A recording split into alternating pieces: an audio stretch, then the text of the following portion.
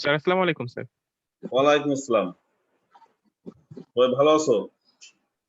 জি sir, আলহামদুলিল্লাহ। জি, দেখতে পারতেছো? জি স্যার।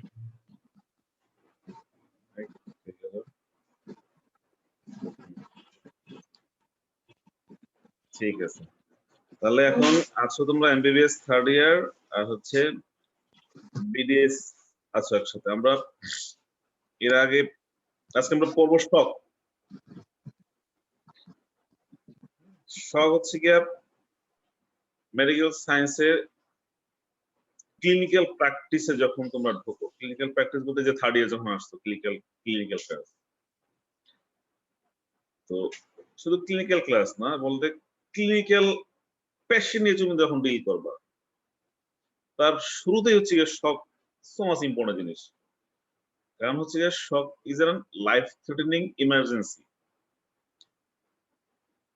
এবং শককে যদি আমরা আইডেন্টিফাই না করতে পারি এবং এটাকে যদি ম্যানেজ না করতে পারি, তো patient may die within short time of period, specially in accident prone area or country like Bangladesh. আমাদের দেশে অ্যাক্সিডেন্টের রেট কিন্তু অনেক বেশি, এবং এই অ্যাক্সিডেন্ট যেখানে বেশি সেখানে shock, especially hypovolemic shock or haemorrhagic shock বেশি। সো সেসব ক্ষেত্রে শকে ইমিডিয়েটলি আইডেন্টিফাই করা, ডায়াগনোসিস করা অ্যান্ড ইমিডিয়েটলি রিসেসিটিভ ম্যানুভার যেগুলো বলে সেগুলো নিতে পারাটাই হচ্ছে গিয়ে খুবই গুরুত্বপূর্ণ। তো এই জন্য আমরা ক্লিনিক্যাল ক্লাসের শুরুতেই তোমাদের শক সম্বন্ধে একটা ধারণা দিই। এই শক শুধু থার্ড ইয়ার না, third year, fourth year, fifth year, even যখন ডাক্তার হবা, যখন ইন্টার্ন পিরিয়ডে তোমাদের শক নিয়েই কারবার। শকটাকে ম্যানেজ যে করতে পারবে সাফিসিয়েন্টলি, সেই মনে করবা যে হ্যাঁ তুমি ভালো ডাক্তার, কারণ তুমি আইডেন্টিফাই করতে পারছো, ম্যানেজ করতে পারছো। তো এই জন্য শককে পড়ার আগে আমরা একটু হেমোরেজ এটা সম্বন্ধে একটু ধারণা নিয়েছিলাম। যারা এমবিবিএস থার্ড ইয়ার আছে তো ওই ক্লাসটা পাওয়া নাই, বিডিএস ওদেরকে এর আগে একটু হেমোরেজ জিনিসটা কি, হেমোরেজের টাইপ কি, হেমোরেজ কত ধরনের হয়, এটা নিয়ে সংক্ষিপ্ত একটু ধারণা দিয়েছিলাম ওদেরকে। তা ঠিক আছে, আজকে আমরা ওই সব পড়ার পাশাপাশি এগুলোর সম্বন্ধে একটু হালকা হালকা করে জেনে নেব। তো মূলত শক হচ্ছে একটা medical emergency or surgical emergency বলতে পারো। কেন সার্জিক্যাল ইমার্জেন্সি আর মেডিকেল ইমার্জেন্সির মধ্যে ডিফারেন্সটা কি? সার্জিক্যাল ইমার্জেন্সি হচ্ছে গিয়া যে সিচুয়েশনটাকে সার্জারি দিয়া কারেকশন করতে হবে, মানে এমন একটা কন্ডিশন যেটা ট্রিটমেন্ট বাই সার্জারি, এবং এটার কজ হচ্ছে গিয়ে সার্জারি, সেটা হচ্ছে গিয়ে সার্জিক্যাল ইমার্জেন্সি। কিন্তু মেডিকেল ইমার্জেন্সি হচ্ছে গিয়ে এটার কজও মেডিসিন, এটা চিকিৎসা মেডিসিন দিয়ে, সেটা হচ্ছে মেডিকেল ইমার্জেন্সি।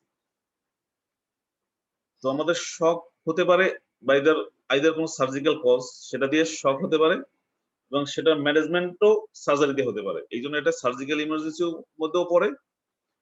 আবার কোনো medical condition like myocardial infarction, suppose মনে করো হার্ট অ্যাটাক যেটা বলি আমরা, যদি একটা হার্ট অ্যাটাকের কারণে শকে চলে যায়, তাহলে সেটা একটা মেডিকেল কজ এবং সেটা চিকিৎসাও বাই মেডিসিন। এই জন্য আমরা বলছি তাহলে শক মেডিসিনের জন্য গুরুত্বপূর্ণ, শক সার্জারির জন্য গুরুত্বপূর্ণ। এখানে দুটোই কজ, সার্জিক্যাল ইমার্জেন্সি এবং মেডিকেল ইমার্জেন্সি, দুটোর মধ্যেই শক।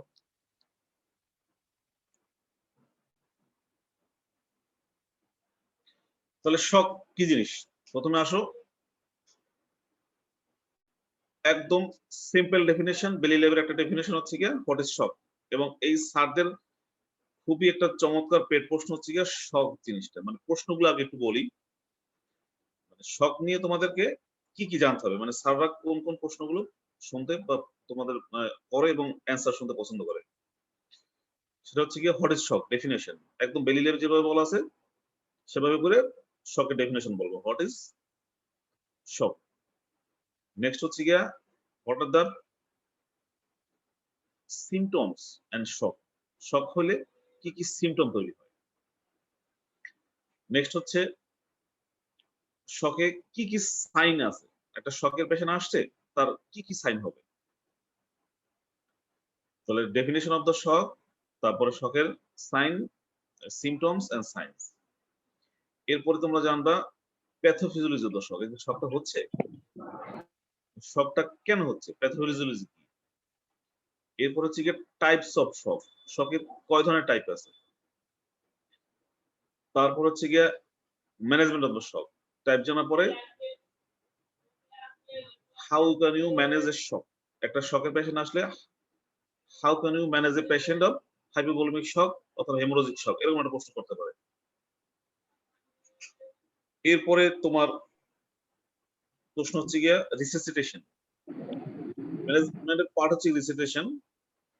তো সেই রিসেসিটেশনটা তুমি ম্যানেজমেন্ট হচ্ছে গিয়া ইন টোটাল ম্যানেজমেন্ট, মানে পেশেন্ট কি আসার পর থেকে তার ডায়াগনোসিস করা শুরু করা থেকে তার ব্লাড ড্র করবা, ব্লাড ড্র করে তাকে ব্লাড গ্রুপের জন্য পাঠাবা, তাকে অক্সিজেন দেবা, তাকে আইভি ক্যানুলেশন করবা, যা যা করো ইন টোটাল পার্ট হচ্ছে গিয়ে ম্যানেজমেন্ট।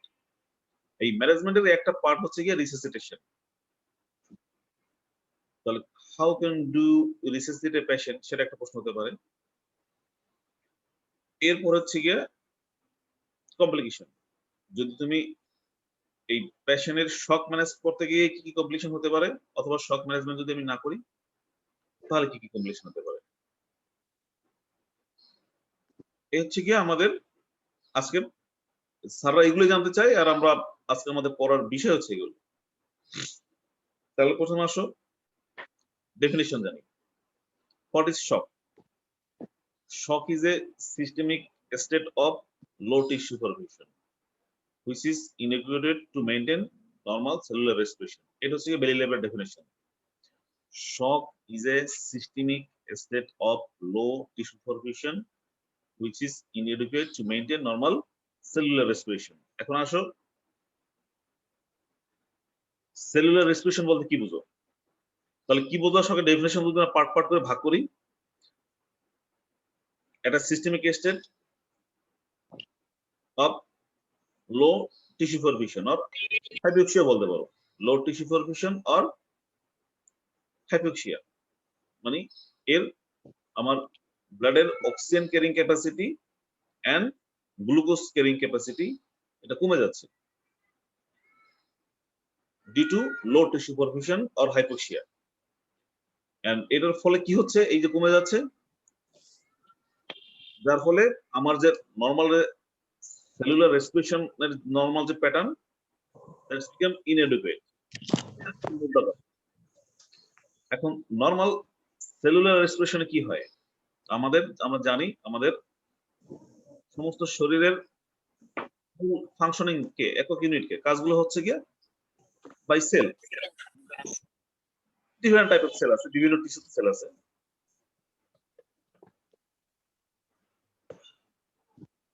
ব্লাড সেল আছে, মাসেলের সেল আছে, বোনের সেল আছে, ব্রেনের সেল আছে।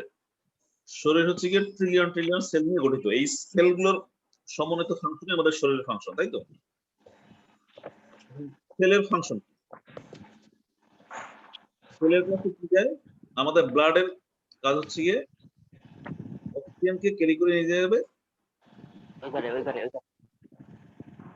নট অনলি অক্সিজেন, সাথে সাথে কি লাগবে, নিউট্রিয়েন্টস। নিউট্রিয়েন্টস গুলো কি, গ্লুকোজ, গ্লুকোজ হচ্ছে প্রাইম নিউট্রিয়েন্টস এন্ড আদার যা আছে অ্যামাইনো অ্যাসিড, ফ্যাটি অ্যাসিড, এগুলো হচ্ছে নিউট্রিয়েন্টস। তাহলে এই নিউট্রিয়েন্টস এন্ড অক্সিজেন এটা যাচ্ছে আমার সেলের কাছে। সেলের কাছে যাওয়ার পরে সেল এই অক্সিজেনটাকে ইউটিলাইজ করে গ্লুকোজটাকে ব্রেকডাউন করবে, ব্রেকডাউন করে কি করবে, এটিপি তৈরি করবে। আমাদের শক্তির আধার হচ্ছে গিয়া কোথায় হয়, সেলের ভিতরে আবার বিভিন্ন অর্গানেলিস আছে। তার মধ্যে মূল অর্গানেলিস হচ্ছে মাইটোকন্ড্রিয়া, নিউক্লিয়াস আছে, লাইসোজোম আছে, তুমি জানো এগুলো সময় ফিজিওলজিতে পড়ে আসছো তোমরা আমার থেকে ভালো জানো। এই অর্গানেলিস গুলো মধ্যে মাইটোকন্ড্রিয়া হচ্ছে পাওয়ার হাউস, সেলের পাওয়ার হাউস। এখানে কি হয়, এই অক্সিজেনটাকে ইউটিলাইজ করে গ্লুকোজটাকে ইউটিলাইজ করে এটিপি প্রোডাকশন হয়, এবং ওয়েস্ট প্রোডাক্ট হিসেবে তৈরি হয় কার্বন ডাইঅক্সাইড।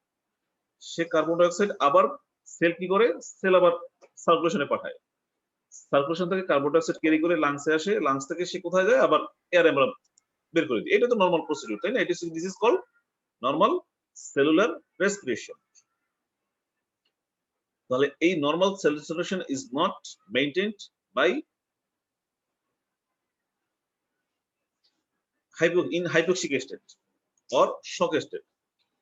পেশেন্ট যদি শকে থাকে তাহলে কি হয়, systemic state of low tissue perfusion হয়ে যায়, টিস্যু পারফিউশনের ক্যাপাসিটি কমে যায়, অক্সিজেন ক্যারিং ক্যাপাসিটি কমে যায়, গ্লুকোজ ক্যারিং ক্যাপাসিটি কমে যায়, সেল অক্সিজেন কম পায়, সেল গ্লুকোজ কম পায়।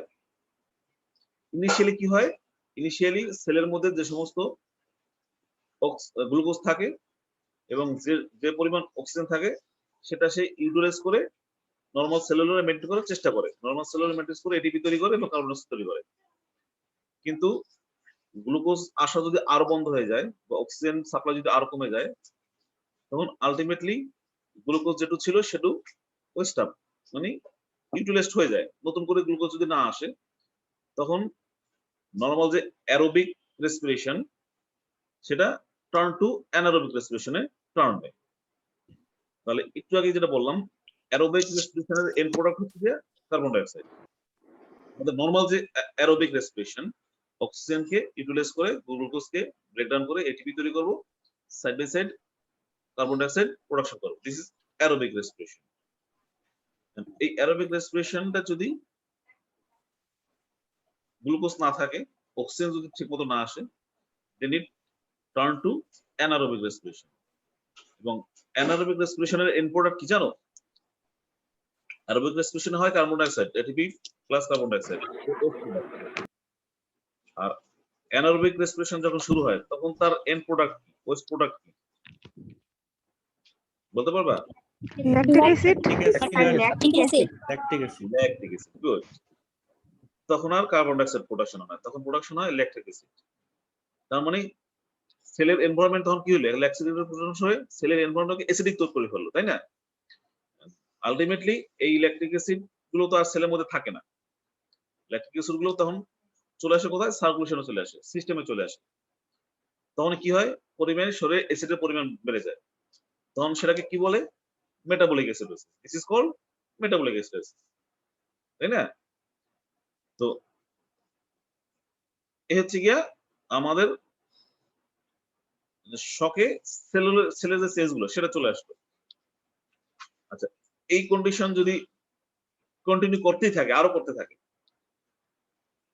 অ্যাসিডোসিস হইলো, আমি শক কারেকশন করতে পারলাম না, তখন কি হবে, আলটিমেটলি আরো কি হবে? স্যার Ultimately- অ্যানারোবিকটা আবার একটু বলেন, বুঝি না। মানে ল্যাকটিক অ্যাসিড পাবো, তারপর কি করব? তারপরে বলা শুরু করছি, এখন শেষ করি না।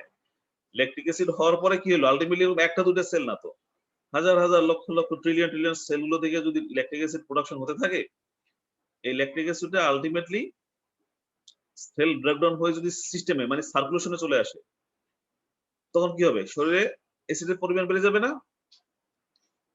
জি স্যার। সেটার নাম হচ্ছে কি মেটাবলিক অ্যাসিডোসিস। তখন সেটাকে বলে মেটাবলিক অ্যাসিডোসিস, মানে শরীর একটা মেটাবলিক অ্যাসিডোসিস দিকে ধাবিত হলো। এরপরে বলতেছিলাম, এরপরেও যদি কন্টিনিউ মানে এইটা কন্টিনিউশন করে, আমি যদি এই প্রসেসটাকে এখনো না থামাইতে পারি, তখন কি হবে, আমার সেলের যে পাম্প সিস্টেম যেগুলো আছে, সোডিয়াম পটাশিয়াম যে পাম্প সেল মেমব্রেনে থাকে, সে পাম্প গুলো ব্রেকডাউন হবে, ব্রেকডাউন হয়ে সেলের মধ্যে থাকে পটাশিয়াম বেশি, পটাশিয়াম গুলো বাইরে চলে আসবে, আর সোডিয়াম ইনফ্লাক্স হবে, সোডিয়াম গুলো ভিতরে চলে যাবে। এই সোডিয়াম পটাশিয়াম পাম্প এটা ব্রেকডাউন করে পটাশিয়াম আউটফ্লাক্স মানে বেড়ে চলে আসবে, যার কারণে হাইপারক্যালেমিয়া ডেভেলপ করবে, পটাশিয়াম বেড়ে যাবে। আচ্ছা, এর পরেও তোমার মেইনটেইন হচ্ছে না, তখন কি হবে, তখন লাইসোজাইম আছে না সেলের মধ্যে একটা, সে কি করে, লাইসোজামের কাজ কি জানো? জি স্যার। বলো। হ্যালো। লাইসোজাম কি করে? Sir autolysis sir phagocytosis. Right, lysis of the cell, autolysis করবে। Autolysis lysis of the cell. এখন বর্তমানে যে ওই যে অটোফেজি নিয়ে আলোচনা হচ্ছে তাই না, খুব আলোচনা সমালোচনা অটোফেজি নিয়ে। অটোফেজিটা কি? মানে আমাদের সেলের যে সমস্ত বৃদ্ধ সেল আছে, ওল্ড সেল আছে, বয়স্ক সেল আছে, অথবা যে সেলগুলো রোগাক্রান্ত সেল, এগুলো শরীর কি করে? এই সমস্ত রোগাক্রান্ত সেলগুলোকে আইডেন্টিফাই করে শরীর নিজেই সেলগুলোকে ডিস্ট্রাকশন করে, নিজে নিজে ডিস্ট্রাকশন করে। এটা নাম হচ্ছে কি অটোফেজি। হ্যাঁ, তো এই অটোফেজি আবিষ্কার করে কি হচ্ছে, জাপানি বিজ্ঞানী নোবেল প্রাইজ পাইছে, জানো না এটা? জি স্যার। হ্যাঁ, তো লাইসোজোম হচ্ছে এই অটোফেজি, রাইট। তো এই লাইসোজোমের কাজ হচ্ছে কি এই সেলটাকে ডিস্ট্রাকশন করা। এই সেলের মধ্যে লাইসোজোম যখন অ্যাক্টিভেট হবে তখন সে এনজাইম রিলিজ করবে, ওই এনজাইমটা কি করবে, ওই সেলটাকে ডিস্ট্রাকশন করবে। আলটিমেটলি আমাদের সেলগুলো ডিস্ট্রাকশন হয়ে যাবে। ডিস্ট্রাকশন হয়ে গেলে সেলের মধ্যে যে সমস্ত কন্টেন্টস গুলো ছিল, এই যে অ্যাসিড, ল্যাকটিক অ্যাসিড, এই যে পটাশিয়াম, এগুলো সব সার্কুলেশনে বাইরে চলে আসবে। তার মানে অবস্থা আরো খারাপ হবে, তাই তো? তাহলে এটা আমরা এতক্ষণ ধরে এটা একটা নরমাল ফিজিওলজি তোমাদেরকে বললাম যে নরমাল সেলুলার রেসপিরেশনে কি হয়, আর এই নরমাল সেলুলার রেসপিরেশন যখন মেইনটেইন হতে পারে না তখন অ্যাবনরমাল রেসপিরেশন তৈরি হয় সেলের মধ্যে, এবং আলটিমেটলি কি হয় যে সেলুলার চেঞ্জ যেগুলো সেটা আমরা বলে ফেললাম। এটা একটা কিন্তু প্যাথোলজি বলে ফেললাম অলরেডি, যে প্যাথোফিজিওলজিটা শক হলে সেলের যে প্যাথোফিজিওলজিটা সেটা কি। তাহলে আমরা এখন যদি সুন্দর করে আবার বলি হোয়াট ইজ শক, ডেফিনিশন যদি বলি হোয়াট ইজ শক, তাহলে কি হচ্ছে গিয়া shock is a systemic state of low tissue formation that is inadequate to maintain normal cellular respiration. একদম মুখস্থ করে ফেলবা, shock is a systemic state of low tissue formation that is inadequate to maintain normal cellular respiration. এবং এই normal সেলুলেশন maintain না হলে কি হয়, এই যে সেলের যে চেঞ্জ গুলো বললাম এগুলো তৈরি হয়ে যায়। ঠিক আছে, তো ডেফিনিশনটা বুঝছো? এবার ক্লিয়ার সবার কাছে? Sir, shock is a systemic state of low tissue perfusion বা হাইপোক্সিয়া। হ্যাঁ, that is inadequate to maintain normal cellular respiration. বেলি লেভেল লেখা সুন্দর করে এটা পড়বা তোমরা। তো আমি যেটা বুঝাতে চাইতেছি সেটা বুঝতেছি না। ডেফিনেশন লাইন বাই লাইন তোমাকে লাইন বাই লাইন তুমি ইসে পাবা, বইতে পাবা, মুখস্থ করবা, বাট এই লাইনের যে মর্মার্থ যেগুলো সেগুলো বোঝার চেষ্টা করতেছে, সেগুলো বোঝার চেষ্টা করো। ঠিক আছে, তাহলে এখন ডেফিনেশন গুলো। এখন শক হইলে একটা পেশেন্ট যদি শকের পেশেন্ট আসে, তোমাদের প্রশ্ন করবে আচ্ছা শক তো বললা তুমি, হ্যাঁ শক বললা যে কি, শকে cellular respiration inadequate tissue formation হচ্ছে বা হাইপোক্সিয়া হচ্ছে that cannot maintain normal cellular respiration. তাহলে কি হয়, what are the symptoms of shock? শকের সিম্পটম গুলো বলো। এখন বলো তোমরা একজন একজন করে বলো, শকের সিম্পটম কি কি আছে, থাকতে পারে বা কি হইতে পারে? স্যার ফেইন্ট হয়ে যাবে। ফেইন্ট বলতে পারো। আচ্ছা বলো। ডিহাইড্রেশন। ডিহাইড্রেশন, আচ্ছা বলো আরো। ব্রেথলেসনেস। লো ব্লাড প্রেশার। লো ব্লাড প্রেশার, ফাইন, এটা আসতেছে অনেক কথা, বলো তারপরে আর কি হতে পারে? Hypothermia, cold clammy periphery. Hypothermia, temperature কম, কোল্ড এন্ড ক্লামি পেরিফেরি। তারপর tachycardia. Tachycardia, sir urine output কমে যাবে। ইউরিন আউটপুট কমে যেতে পারে। আচ্ছা তারপর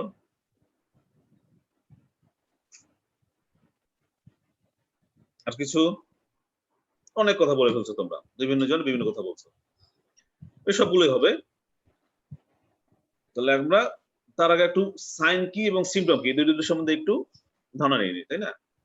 সিম্পটম হচ্ছে কি, পেশেন্ট যেটা কমপ্লেইন, রাইট, পেশেন্ট বলতেছে আমার বুক ধরফর করতেছে, এটা হচ্ছে গিয়ে পেশেন্টের সিম্পটম। আর তুমি তার পালসকে হাত ধরলা, পালস ফিল করলা, যে আমি পালস ফিল করলাম, দেখলাম যে ট্যাকিকার্ডিয়া, তার হার্ট রেট অনেক বেশি, this is called palpitation.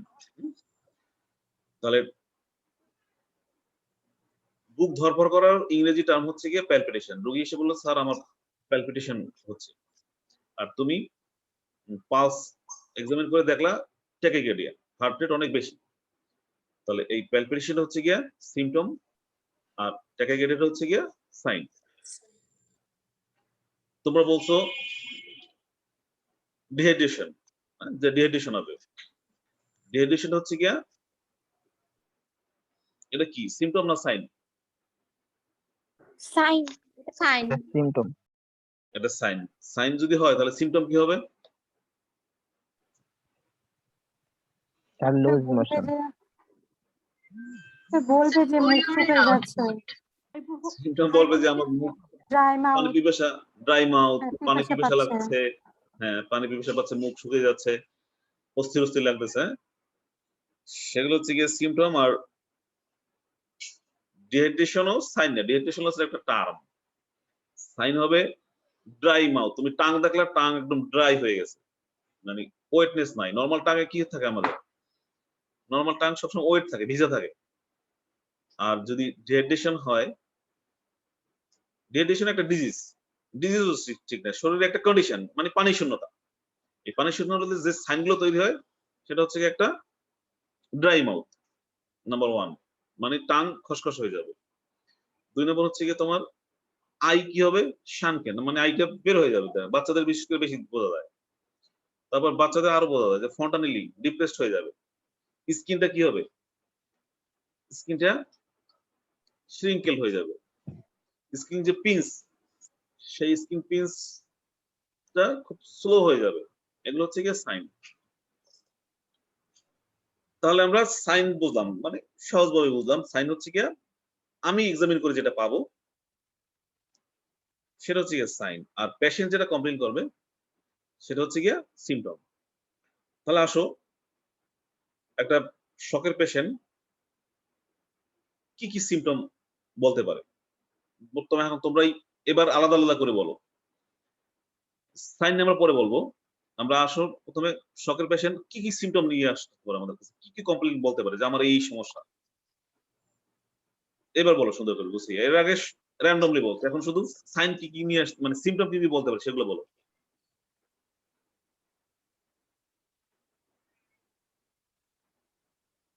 Sir মাথা ঘুরায়, তারপর পানির পিপাসা পায়, তারপর বুক ধড়ফড় করে, হুম, এগুলো হচ্ছে সব সিমটমস। আচ্ছা, এগুলো একটু একটু একটু একটু ইংরেজি ভাবে মানে ইংরেজিতে বলো।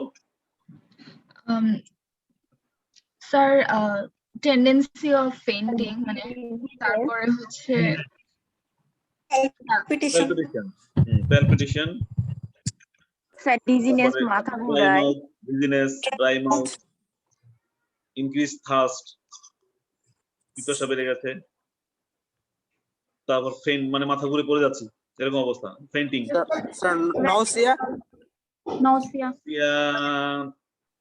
নসিয়া হদ নাই, বমি হয় না, প্রোডাকশন, উইকনেস থাকতে পারে তো স্যার। কোয়েটিং, হ্যাঁ, কোল পেরিফেরি, কুইকনেস, হ্যাঁ উইকনেস থাকতে পারে। আমার বডি বিকাম কোল পেরিফেরি। যদি লোকজন এসে পড়ে স্যার ঠান্ডা হয়ে গেছে, স্যার ধরে দেখেন হাত পুরো ঠান্ডা হয়ে গেছে। এবং এটা গ্রামের লোকরাও কিন্তু এটা বোঝে, গ্রামের মানুষরাও এটা বোঝে যে ঠান্ডা হওয়াটা একটা খারাপ লক্ষণ। হ্যাঁ, আসিয়ে বলবে স্যার দেখেন রোগীটা একদম ঠান্ডা হয়ে গেছে, নিথর হয়ে গেছে। আবার দেখো যে মৃত্যুর পর মানে যে পেশেন্টটা মারা যাওয়ার পরও কিন্তু তার পেরিফেরিগুলা ঠান্ডা হয়ে যায় আস্তে আস্তে, তাই না? স্যার হাইপোক্সিয়ার জন্য কি ঠোঁট নীল হয়ে যেতে পারে, যেহেতু ব্লাড ভলিউম কম, অক্সিজেন হ্যাঁ সাপ্লাই হ্যাঁ কম? হ্যাঁ, অবশ্যই পারে। সেটা পারে যে একদম নীলে কালা হয়ে যাচ্ছে। হ্যাঁ, গ্রামের উন্নত বরিশালে যখন ক্লিনিকের ক্লাসগুলো করবা, ওয়ার্ডে যাবা, যখন পেশেন্টগুলো তো ম্যাক্সিমাম বরিশালের পেশেন্টগুলো ডিল করবা, ওরা এই টার্মটা ইউজ করে, নীলে কালা হয়ে যায়। নীলে কালা মানে হচ্ছে নীল মানে নীল, হাইপোক্সিক। হ্যাঁ, আর হচ্ছে কি কালা মানে কোল্ড, ঠান্ডা, এরকম টার্ম ইউজ করে।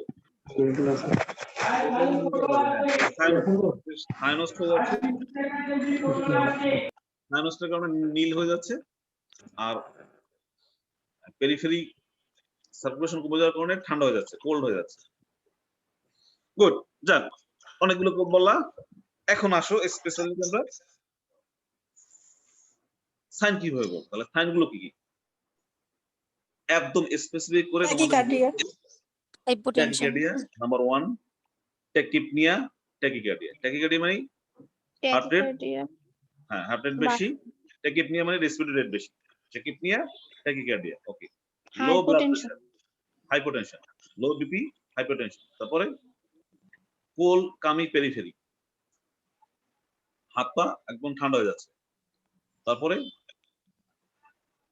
লো ইউরিন বা ডার্ক, হুম লো ইউরিন আউট, লো রাইট, ডিক্রিজ ইউরিন আউটপুট। লো ইউরিন ডিক্রিজ মানে অলিগোরিয়া অথবা অ্যানুরিয়া, মেডিকেল টার্ম যদি বলি আমরা। তাহলে প্রথম হচ্ছে কি তোমরা বলবা স্যার কি হয়,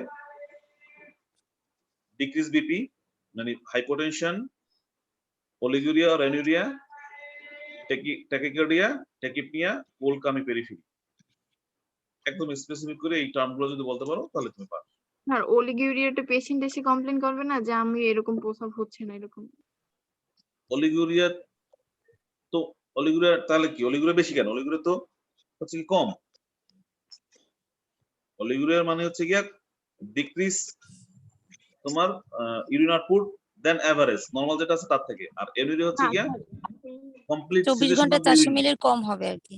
হ্যাঁ, সেটা হচ্ছে গিয়া 400 ml 500 ml এটা মাপ আছে তোমার 0.5 ml পার কেজি পার আওয়ার। এটা হচ্ছে গিয়া this is normal production rate. Sir সেটা Point- যদি পেশেন্ট এসে বলে তাহলে সেটা সাইনের মধ্যে পড়বে নাকি সেটা ডাক্তার এক্সামিন করবে? পেশেন্ট এসে কমপ্লেন করবে না যে আমার আউটপুট কমে গেছে বা এখন সে কমপ্লিট করবে কেমনে? আপনি বলবে যে আমার পেশাবই নাই, সে জিজ্ঞেস করবে পেশাব নাই, তুমি ওটা বের করবা যে পেশাব করছিল কখন, সকালবেলা, তারপর সন্ধ্যার মধ্যে দেখো তো পেশাবই নাই, পেশাবই করে না একবারও। আর হচ্ছে কি ওটা আমরা মেজার করি, ওটা আসলে সাইন তো, এটা এগুলো আমরা মেজার করি। কেমনে মেজার করি? ক্যাথেটার করে মেজার করি। একটা সকাল পেশেন্ট আসলে আমরা ক্যাথেটার করে দিই। ক্যাথেটারে আমরা 24 আওয়ার্স এ ইউরিন আউটপুট এটা মেজার করি, এবং 24 আওয়ার্স না, ইভেন সকাল পেশেন্টে প্রতি ঘন্টায় ঘন্টায় মেজার করি। এবং এই যে বললাম প্রতি ঘন্টায় নরমাল ইউরিন প্রোডাকশন, ক্যাথেটার করে থাকলে তো ক্যাথেটার সব প্রোডাকশন ইউরিন চলে আসতেছে, ওটা করা দরকার নাই। রোগী কমপ্লেন করবে যে আমার তুমি জিজ্ঞেস করলে তুমি পেশাব করছিলেন না স্যার, সেই কবে রাতে কালকে পেশাব করছি, তারপর এখন পেশাব নেই। এবার রোগীর লোক যদি রোগী যদি আনকনসিয়াস থাকে তখন রোগীর লোক বলবে যে স্যার কালকে পেশাব করছে তারপর থেকে একবার পেশাব করে না। তার মানে সেখান থেকে তুমি এজিউম করলা যে এটা তার ইউরিন আউটপুট কমে গেছে, ডিক্রিজ। এখন সেটা কি অলিগোরিয়া না অ্যানুরিয়া সেটা বোঝার জন্য ক্যাথেটা করতে হবে, ক্যাথেটা করার পর বোঝা যাবে। তাহলে নরমাল ইউরিন প্রোডাকশন কত? 0.5 ml পার কেজি পার আওয়ার। তাহলে একটা 50 কেজি যদি পেশেন্ট হয় তাহলে মিনিমাম হচ্ছে গিয়া 25 ml পার আওয়ারে, তাই না? পার আওয়ারে মিনিমাম হচ্ছে গিয়ে 25 কেজি লাগবে, 25 ml লাগবে। আর নরমাল প্রোডাকশন হচ্ছে গিয়ে নরমাল জিএফআর কত আমাদের? নরমাল জিএফআর হচ্ছে গিয়ে 125 মনে হয়, তাই না? এর থেকে সব ফিল্ট্রেশন হয়ে 1 ml ইউরিন হয়। 124 পর্যন্ত। হ্যাঁ, তাহলে এটা হচ্ছে গিয়া ইউরিন আউটপুট। তাহলে সোজা কথায় তোমরা বলবা যে hypotension, tachypnoea, tachycardia, decrease urine output and cold coming peripheries. These are the features or these are the sign of shock. আচ্ছা, sir dry tongue sinus symptom. বুঝি না, আবার বলো। Sir dry tongue dry tongue sinus symptom. জি sir, sinus symptom. এটা sign. Dry tongue হচ্ছে যে একটুকে বললাম, ড্রাই মানে রোগী বলবে যে আমার মুখ শুকিয়ে যাচ্ছে, ড্রাই মাউথ, ওটা আমরা হচ্ছে গিয়ে ড্রাই মাউথ, আমার মুখ শুকিয়ে যাচ্ছে। আর তুমি এক্সামিন করে পাইলা যে টাং বিকাম ড্রাই, খসখসে, this is called dry tongue. এটা হচ্ছে গিয়া সাইন, মানে একই জিনিস।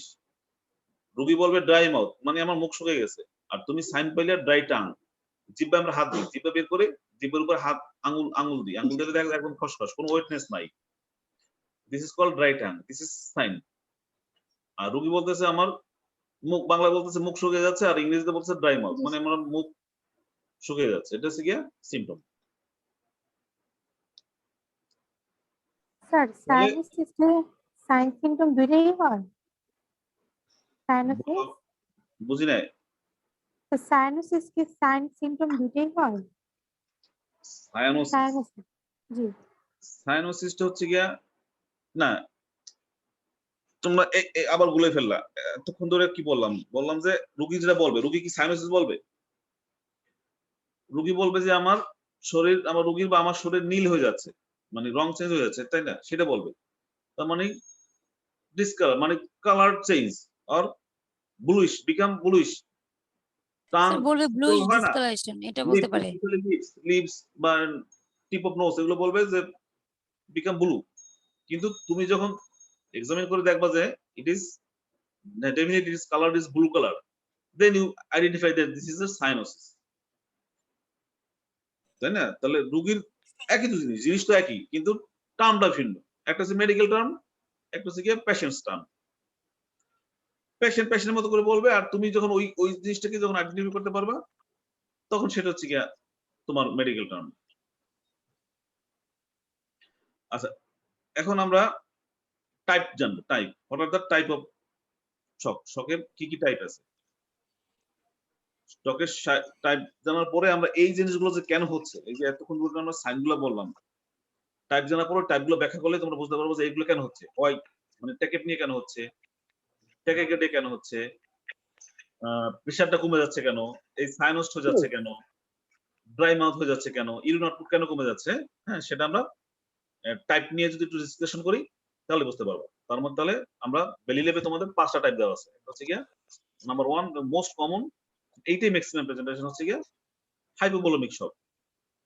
দেন হচ্ছে গিয়া cardiogenic shock, neurogenic shock, septic shock. না এগুলো আছে না, সেটা বলবো না তোমরা। তোমরা বলবা 5টা বলবা। একটা হচ্ছে গিয়া hypovolemic, cardiogenic, obstructive, distributive and endocrine shock. এটা হচ্ছে গিয়া বেলি লেভের ভাষা। অবস্ট্রাকটিভ এন্ড ডিস্ট্রিবিউটিভ এই দুইটা টার্ম মনে রাখবা। হাইপোভোলেমিক জানো, কার্ডিওজেনিক জানো, অবস্ট্রাকটিভ শক এটা জানো না, এটার সম্বন্ধে একটু বলতেছি। ডিস্ট্রিবিউটিভ শক এটা জানো না, এটার সম্বন্ধে বলতেছি। এইটার মধ্যে তোমার এই যে ডিস্ট্রিবিউটিভ শক, এটার মধ্যে তোমার সেপটিক শক, অ্যানাফিলাক্টিক শক এইটার মধ্যে চলে আসছে। আর একটা হচ্ছে এন্ডোক্রাইন শক। তোমাদেরকে বেলি ল্যাবে এর আগে তোমরা যেগুলো বলছো না, এগুলো প্রথমে এর আগে মানে এই যে বেলি ল্যাবে এডিশন, তার আগের এডিশন গুলো আগে এরকম ছিল, অ্যানাফিলাক্টিক শক, সেপটিক শক এভাবে আলাদা আলাদা ছিল। কিন্তু এখন প্যাথোফিজিওলজি চিন্তা করে মানে কিভাবে হয় শকটা, এটা চিন্তা করে ক্যাটাগরি একটু ভিন্ন করা হয়েছে, ভিন্ন করে নামটা একটু ভিন্নকরণ করা হয়েছে। তার মধ্যে হাইপোভোলেমিক শক এটা ঠিক আছে, তারপর হচ্ছে গিয়া কার্ডিওজেনিক শক, দেন অবস্ট্রাকটিভ শক, দেন ডিস্ট্রিবিউটিভ শক, দেন এন্ডোক্রাইন শক। এই 5টা ঠিক আছে। এখন মনে জিজ্ঞেস করলে বলবে 5টা ডিস্ট্রিবিউটিভের মধ্যে যাবে। নিউরোজেনিক শক কোনটা? যেটা নিউরোজেনিক, ওটাও কি নিউরোজেনিক শকটা যাচ্ছে ডিস্ট্রিবিউটিভ শকের মধ্যে যাচ্ছে। আচ্ছা, ডিস্ট্রিবিউটিভ শকের মধ্যে 3টা জিনিস আসে। একটা হচ্ছে গিয়া সেপটিক শক, অ্যানাফিলাক্টিক, সেপটিক আর একটা হচ্ছে অ্যানাফিলাক্টিক শক, একটা হচ্ছে গিয়া এই যে এই নিউরোজেনিক শক।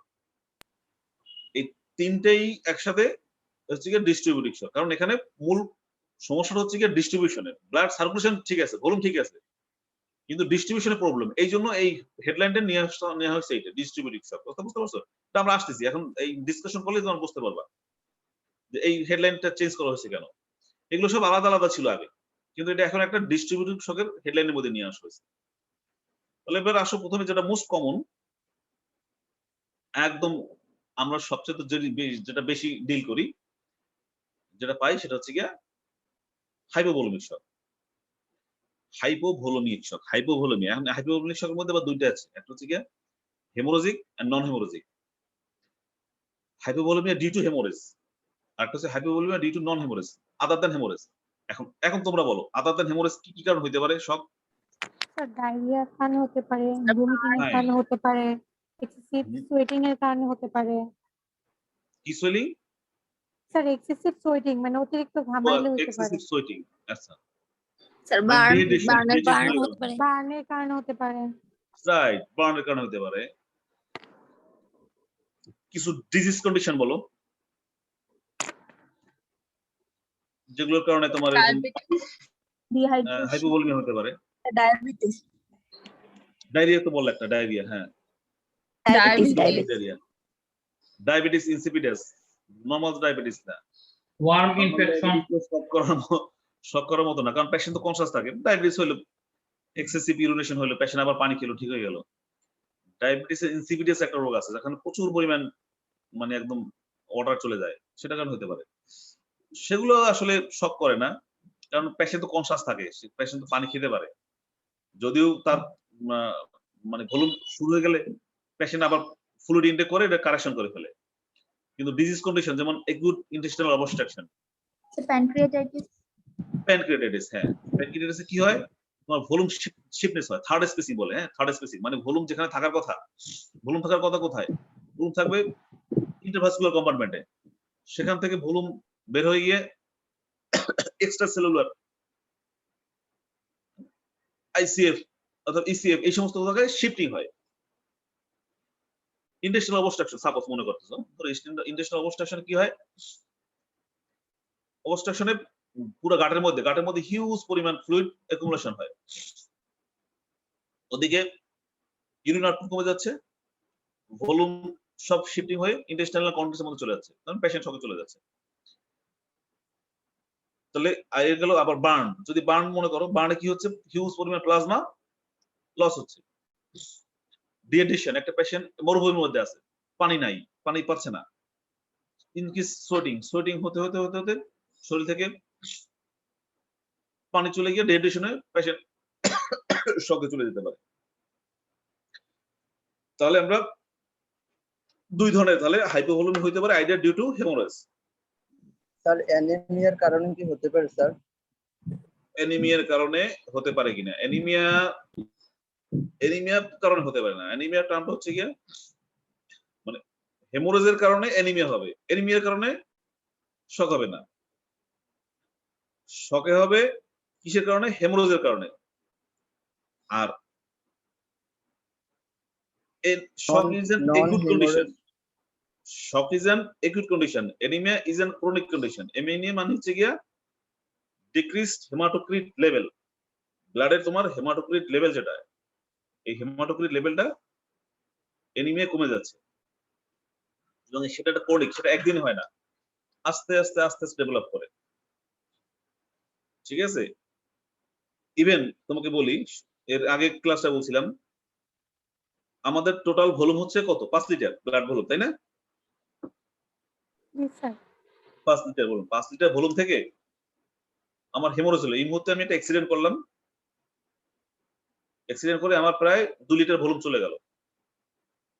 ওই দিন 1 আওয়ার আর 2 আওয়ারের মধ্যে 2 লিটার ভলিউম আমার লস, অথবা আমি এটা আমার ফ্র্যাকচার, মাল্টিপল ফ্র্যাকচার হইলো, ফিমেল ফ্র্যাকচার, হিমোরাস ফ্র্যাকচার, সাথে ইন্টারনাল ইনজুরি, প্রচুর পরিমাণ ব্লাড লস হইলো, 2 লিটার 3 লিটার ব্লাড চলে গেল। এই যাওয়ার সাথে সাথে কি আমরা অ্যানিমিয়া ডেভেলপ করবে?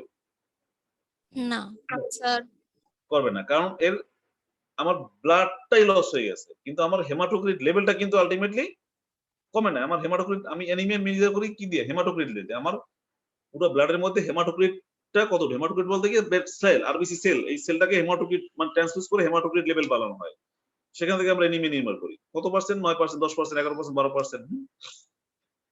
এখন এই ভলিউম কি হবে, সাপোজ আমার 2 লিটার ব্লাড গিয়ে আর বন্ধ হয়ে গেল, ধরো মনে করো, হ্যাঁ আমার 2 লিটার ব্লাড লস হয়ে গিয়ে আমি এর মধ্যে কারেকশন করে ফেললাম, আমার যেখান থেকে ব্লাড লস হচ্ছিল সেটা আমি বন্ধ করে দিলাম, রিপেয়ার করে দিলাম, সার্জারি করে দিলাম, আর ব্লাড লস হচ্ছে না। আর আমি ব্লাড বাড়তে থেকে দিলাম না, কি দিলাম, ফ্লুইড দিলাম, স্যালাইন দিলাম, 2 লিটার স্যালাইন দিলাম।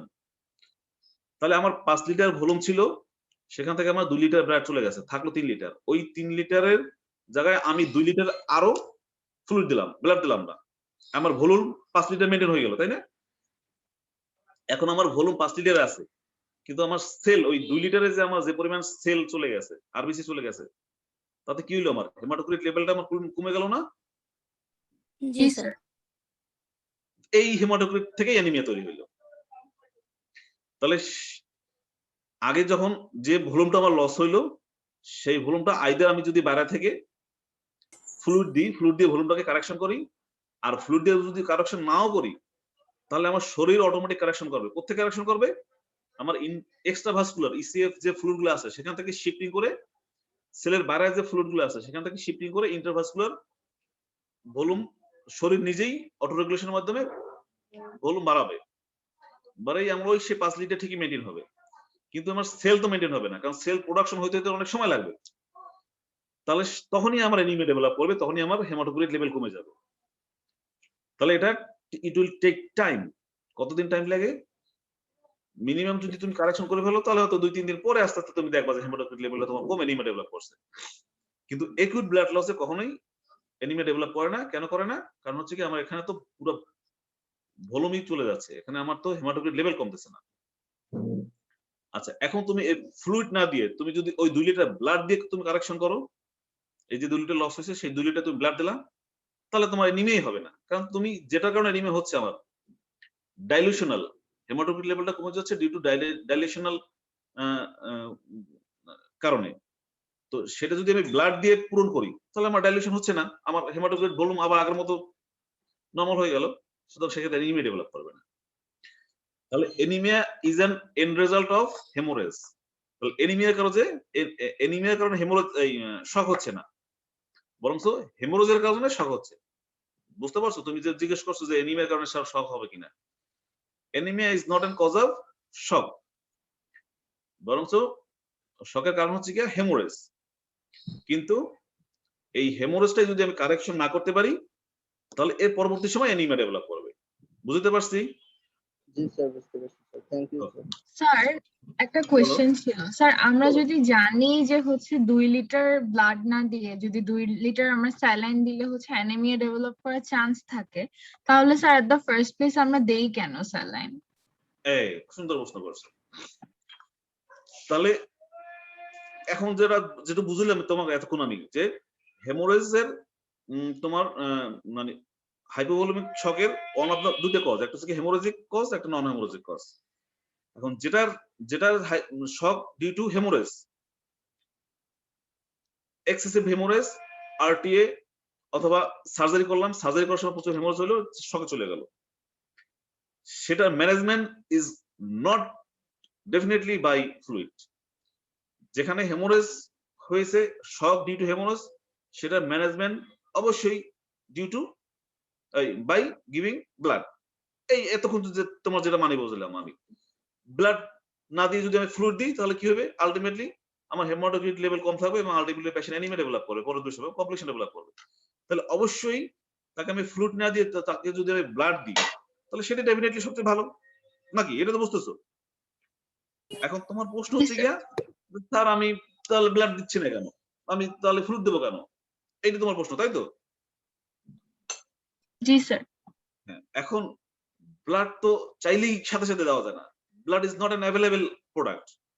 তুমি অ্যাক্সিডেন্ট করছো ঢাকার সাভারে, মনে করো, ওখান থেকে তোমাকে আসতে হবে ঢাকা মেডিকেল কলেজে, অথবা তুমি একটা রিমোট এলাকায় অ্যাক্সিডেন্ট করছো, ওখান থেকে তোমার অলরেডি হেমোরেজ হয়ে তোমার 2 লিটার চলে গেছে, ওখান থেকে রুগীরা তোমাকে কোন রকম বেঁধে টেঁধে তোমাকে মেডিকেল কলেজে, বরিশাল মেডিকেল কলেজে পাঠাইছে। এই বরিশাল মেডিকেলে আস্তে আস্তে ইন দ্য মিন টাইম তোমার 1 লিটার 2 লিটার ব্লাড লস, এবং তুমি জীবনে কোনোদিন তোমার ব্লাড গ্রুপও করো না, তুমি জানো না তোমার ব্লাড গ্রুপ কি। এখন তুমি আসার পরে তুমি আইডেন্টিফাই করলা, তুমি ডাক্তার, অ্যাটেন্ডিং ডাক্তার, তুমি আইডেন্টিফাই করলা হ্যাঁ এই পেশেন্টটা প্রচুর হেমোরেজ হয়েছে, ইভেন পেশেন্টটা শকে আছে, ওর তো এক্ষুনি ব্লাড লাগবে। তুমি বললা যে তাড়াতাড়ি ব্লাড দেন, ব্লাড নিয়ে আসেন, ওকে ফাইন। তাহলে সেই ব্লাডটা আনতে গেলে কি করতে হবে? রোগীকে তুমি ব্লাডটা ড্র করে দিবা, দেওয়ার পরে সেটা ব্লাড ব্যাংকে যাবে, যাওয়ার পর সে ওখান থেকে ব্লাড গ্রুপ আইডেন্টিফাই হবে, আইডেন্টিফাই করার পরে তারপর ওই গ্রুপের ব্লাড কার আছে আত্মীয় স্বজনের খোঁজ দেবে, সার্চ দেবে, আত্মীয় স্বজন না পাইলে তখন সন্ধানীতে দৌড়াবে, মেডিসিন ক্লাবে দৌড়াবে, সেখানে নাই তখন কি হবে? তখন ফোন দেবে এরে ওরে। এইগুলো করতে করতে ব্লাড আনতে আনতে হয়তো কি হলো, আরো 2 ঘন্টা 3 ঘন্টা 5 ঘন্টা চলে গেল, তাই না? তাই তো হয়। ব্লাড তো অ্যাভেলেবেল না যে চাইলে স্যালাইনের মতো স্যালাইন অর্ডার দিলাম, দোকান থেকে নিয়ে আসলো, 5 মিনিট লাগলো, অথবা স্যালাইন আমার স্টোরে আছে, আমার অর্ডারই আছে স্যালাইন, আসার সাথে সাথে স্যালাইন লাগাই দিলাম, তা তো না, ভাই বলো। তাহলে এই 5 ঘন্টা যদি তুমি এইরকম পেশেন্টটাকে রেখে দাও ব্লাড না দিয়ে, তাহলে কি হবে? পেশেন্ট আলটিমেটলি কি হবে? পেশেন্টের ফ্লুইড মানে পানি শূন্যতার অভাবে আরো বেশি শকে চলে যাবে, মানে শকটাকে তখন ইরিভার্সিবল শক হয়ে যাবে। শকটাকে যখন রিভার্সিবল করা যায় তো সেটা তখন ইরিভার্সিবল। ওই যে কেন ইরিভার্সিবল হবে? ওই যে প্রথমে বলছিলাম সেলুলার প্যাথোলজি, যে কি হবে, ওই যে অ্যানারোবিক রেসপিরেশন ওটা তো কন্টিনিউ করতেই থাকবে। কারণ কি? কারণ সে সেলুলার রেসপিরেশন মেইনটেইন করতে পারতেছে না। মেইনটেইন করতে না পারলে কি হবে? ওই যে কার্বন ডাই অক্সাইড প্রোডাকশন বন্ধ হয়ে যাবে, ইলেকট্রিক অ্যাসিড প্রোডাকশন হইতে থাকবে, মেটাবলিক অ্যাসিডোসিস হতে থেকে আলটিমেটলি একটা ইরিভার্সিবল শক, একটা পার্মানেন্ট শকের দিকে চলে যাবে। তখন এই ইন্টারমিডিয়েট টাইমটা আবার মনে রাখো, আবার ভালো করে খেয়াল করো, এই ইন্টারমিডিয়েট টাইমটা অবশ্যই হেমোরেজের শকের, তুমি যেটা বলছো অবশ্যই হেমোরেজিক শকের ম্যানেজমেন্ট বাই গিভিং ব্লাড। কিন্তু ব্লাডটা আনতে আনতে যে সময়টা লাগবে, সেই মাঝখানের সময়টা তুমি একটা ফ্লুইড দিয়ে কি করবা, তার ব্লাড ভলিউম মেনটেন করার চেষ্টা করবা। ব্লাড ভলিউম মেনটেন হলে কি হবে, পেশেন্টের ভলিউম মানে প্রেশারটা নরমালে চলে আসলো, কিন্তু হিমোগ্লোবিন লেভেল কম থাকলো, হিমোগ্লোবিন লেভেল মেনটেন করতে পারতেছিলাম না আমি, কিন্তু তার ভলিউমটা মেনটেন করতে পারলাম। ভলিউমটা মেনটেন করতে পারলে কি হলো, আমার ইউরিন আউটপুটটা বাড়লো, ইউরিন আউটপুটটা বাড়লে কি হলো, রেনাল ইনজুরি হওয়ার চান্স কমে গেল এবং পেরিফেরাল ডিস্ট্রিবিউশনটা বন্ধ হয়ে যায়। ইনিশিয়ালি ব্লাড শকে যে কোল কামি পেরিফেরি কেন হয়, যখনই ব্লাড ভলিউম কমে যায় তখন কি করে শরীর, কি করে শরীরে একটা ডিফেন্স মেকানিজম আছে, অর্গানগুলোকে ব্লাড রাইট, সে তার ইম্পর্টেন্ট অর্গান যেগুলো আছে, যেমন ব্রেইন, যেমন হার্ট, যেমন কিডনি, যেমন স্প্লিন, হ্যাঁ, এইগুলোকে সে মেনটেন করার চেষ্টা করে যে এইগুলো হচ্ছে ইম্পর্টেন্ট অর্গান। তখন সে পেরিফেরাল সার্কুলেশন, যেগুলো স্কিন, মাসেল, এগুলোকে সার্কুলেশন কমায় দেয়, ভ্যাসোকনস্ট্রিকশন হয়, ওদিকে সার্কুলেশন বন্ধ করে দেয়।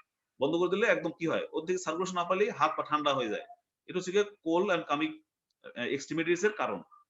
আমি যদি এই ইনিশিয়াল মানে এই ট্রানজিয়েন্ট পার্ট, ব্লাড আসার আগ মুহূর্তে ওকে যদি একটু নরমাল একটা প্লাজমা এক্সপান্ডার দিয়ে অথবা একটা ক্রিস্টালের সলিউশন দিয়ে, একটা ফ্লুইড দিয়ে যদি তার ব্লাড ভলিউমটাকে মেইনটেইন করতে পারি, যে ঠিক আছে আমার 3 লিটার ব্লাড আছে, এখান থেকে আমি 1 লিটার দিলাম, 2 লিটার দিয়ে মোটামুটি 5 লিটার বানাইলাম, ভলিউম বাড়াইলাম, তাহলে আমার কি হলো, আমার এই কিডনি যে সার্কুলেশনটা ইউরিন আউটপুট হবে সেটা মেইনটেইন হইলো, আমার পেরিফেরাল সার্কুলেশনটা মেইনটেইন হইলো, মেইনটেইন হয়ে আমার সেলুলার এক্সপ্রেশন ঠিকমতো হইলো না এখনো, কিন্তু আমি ভলিউমটাকে, ব্লাড প্রেশারটাকে মেইনটেইন করতে পারলাম, মেইনটেইন করতে পারলে আমি হয়তো ওই অ্যানোরবিক সার্কুলেশনটাকে কিছুটা স্টপেজ করতে পারলাম, যার কারণে আমার এই শকটাকে আমি একটা রিভার্সিবল স্টেটে নিয়ে আসতে পারলাম, ইরিভার্সিবল স্টেট থেকে একটা রিভার্সিবল স্টেটে আনতে পারলাম।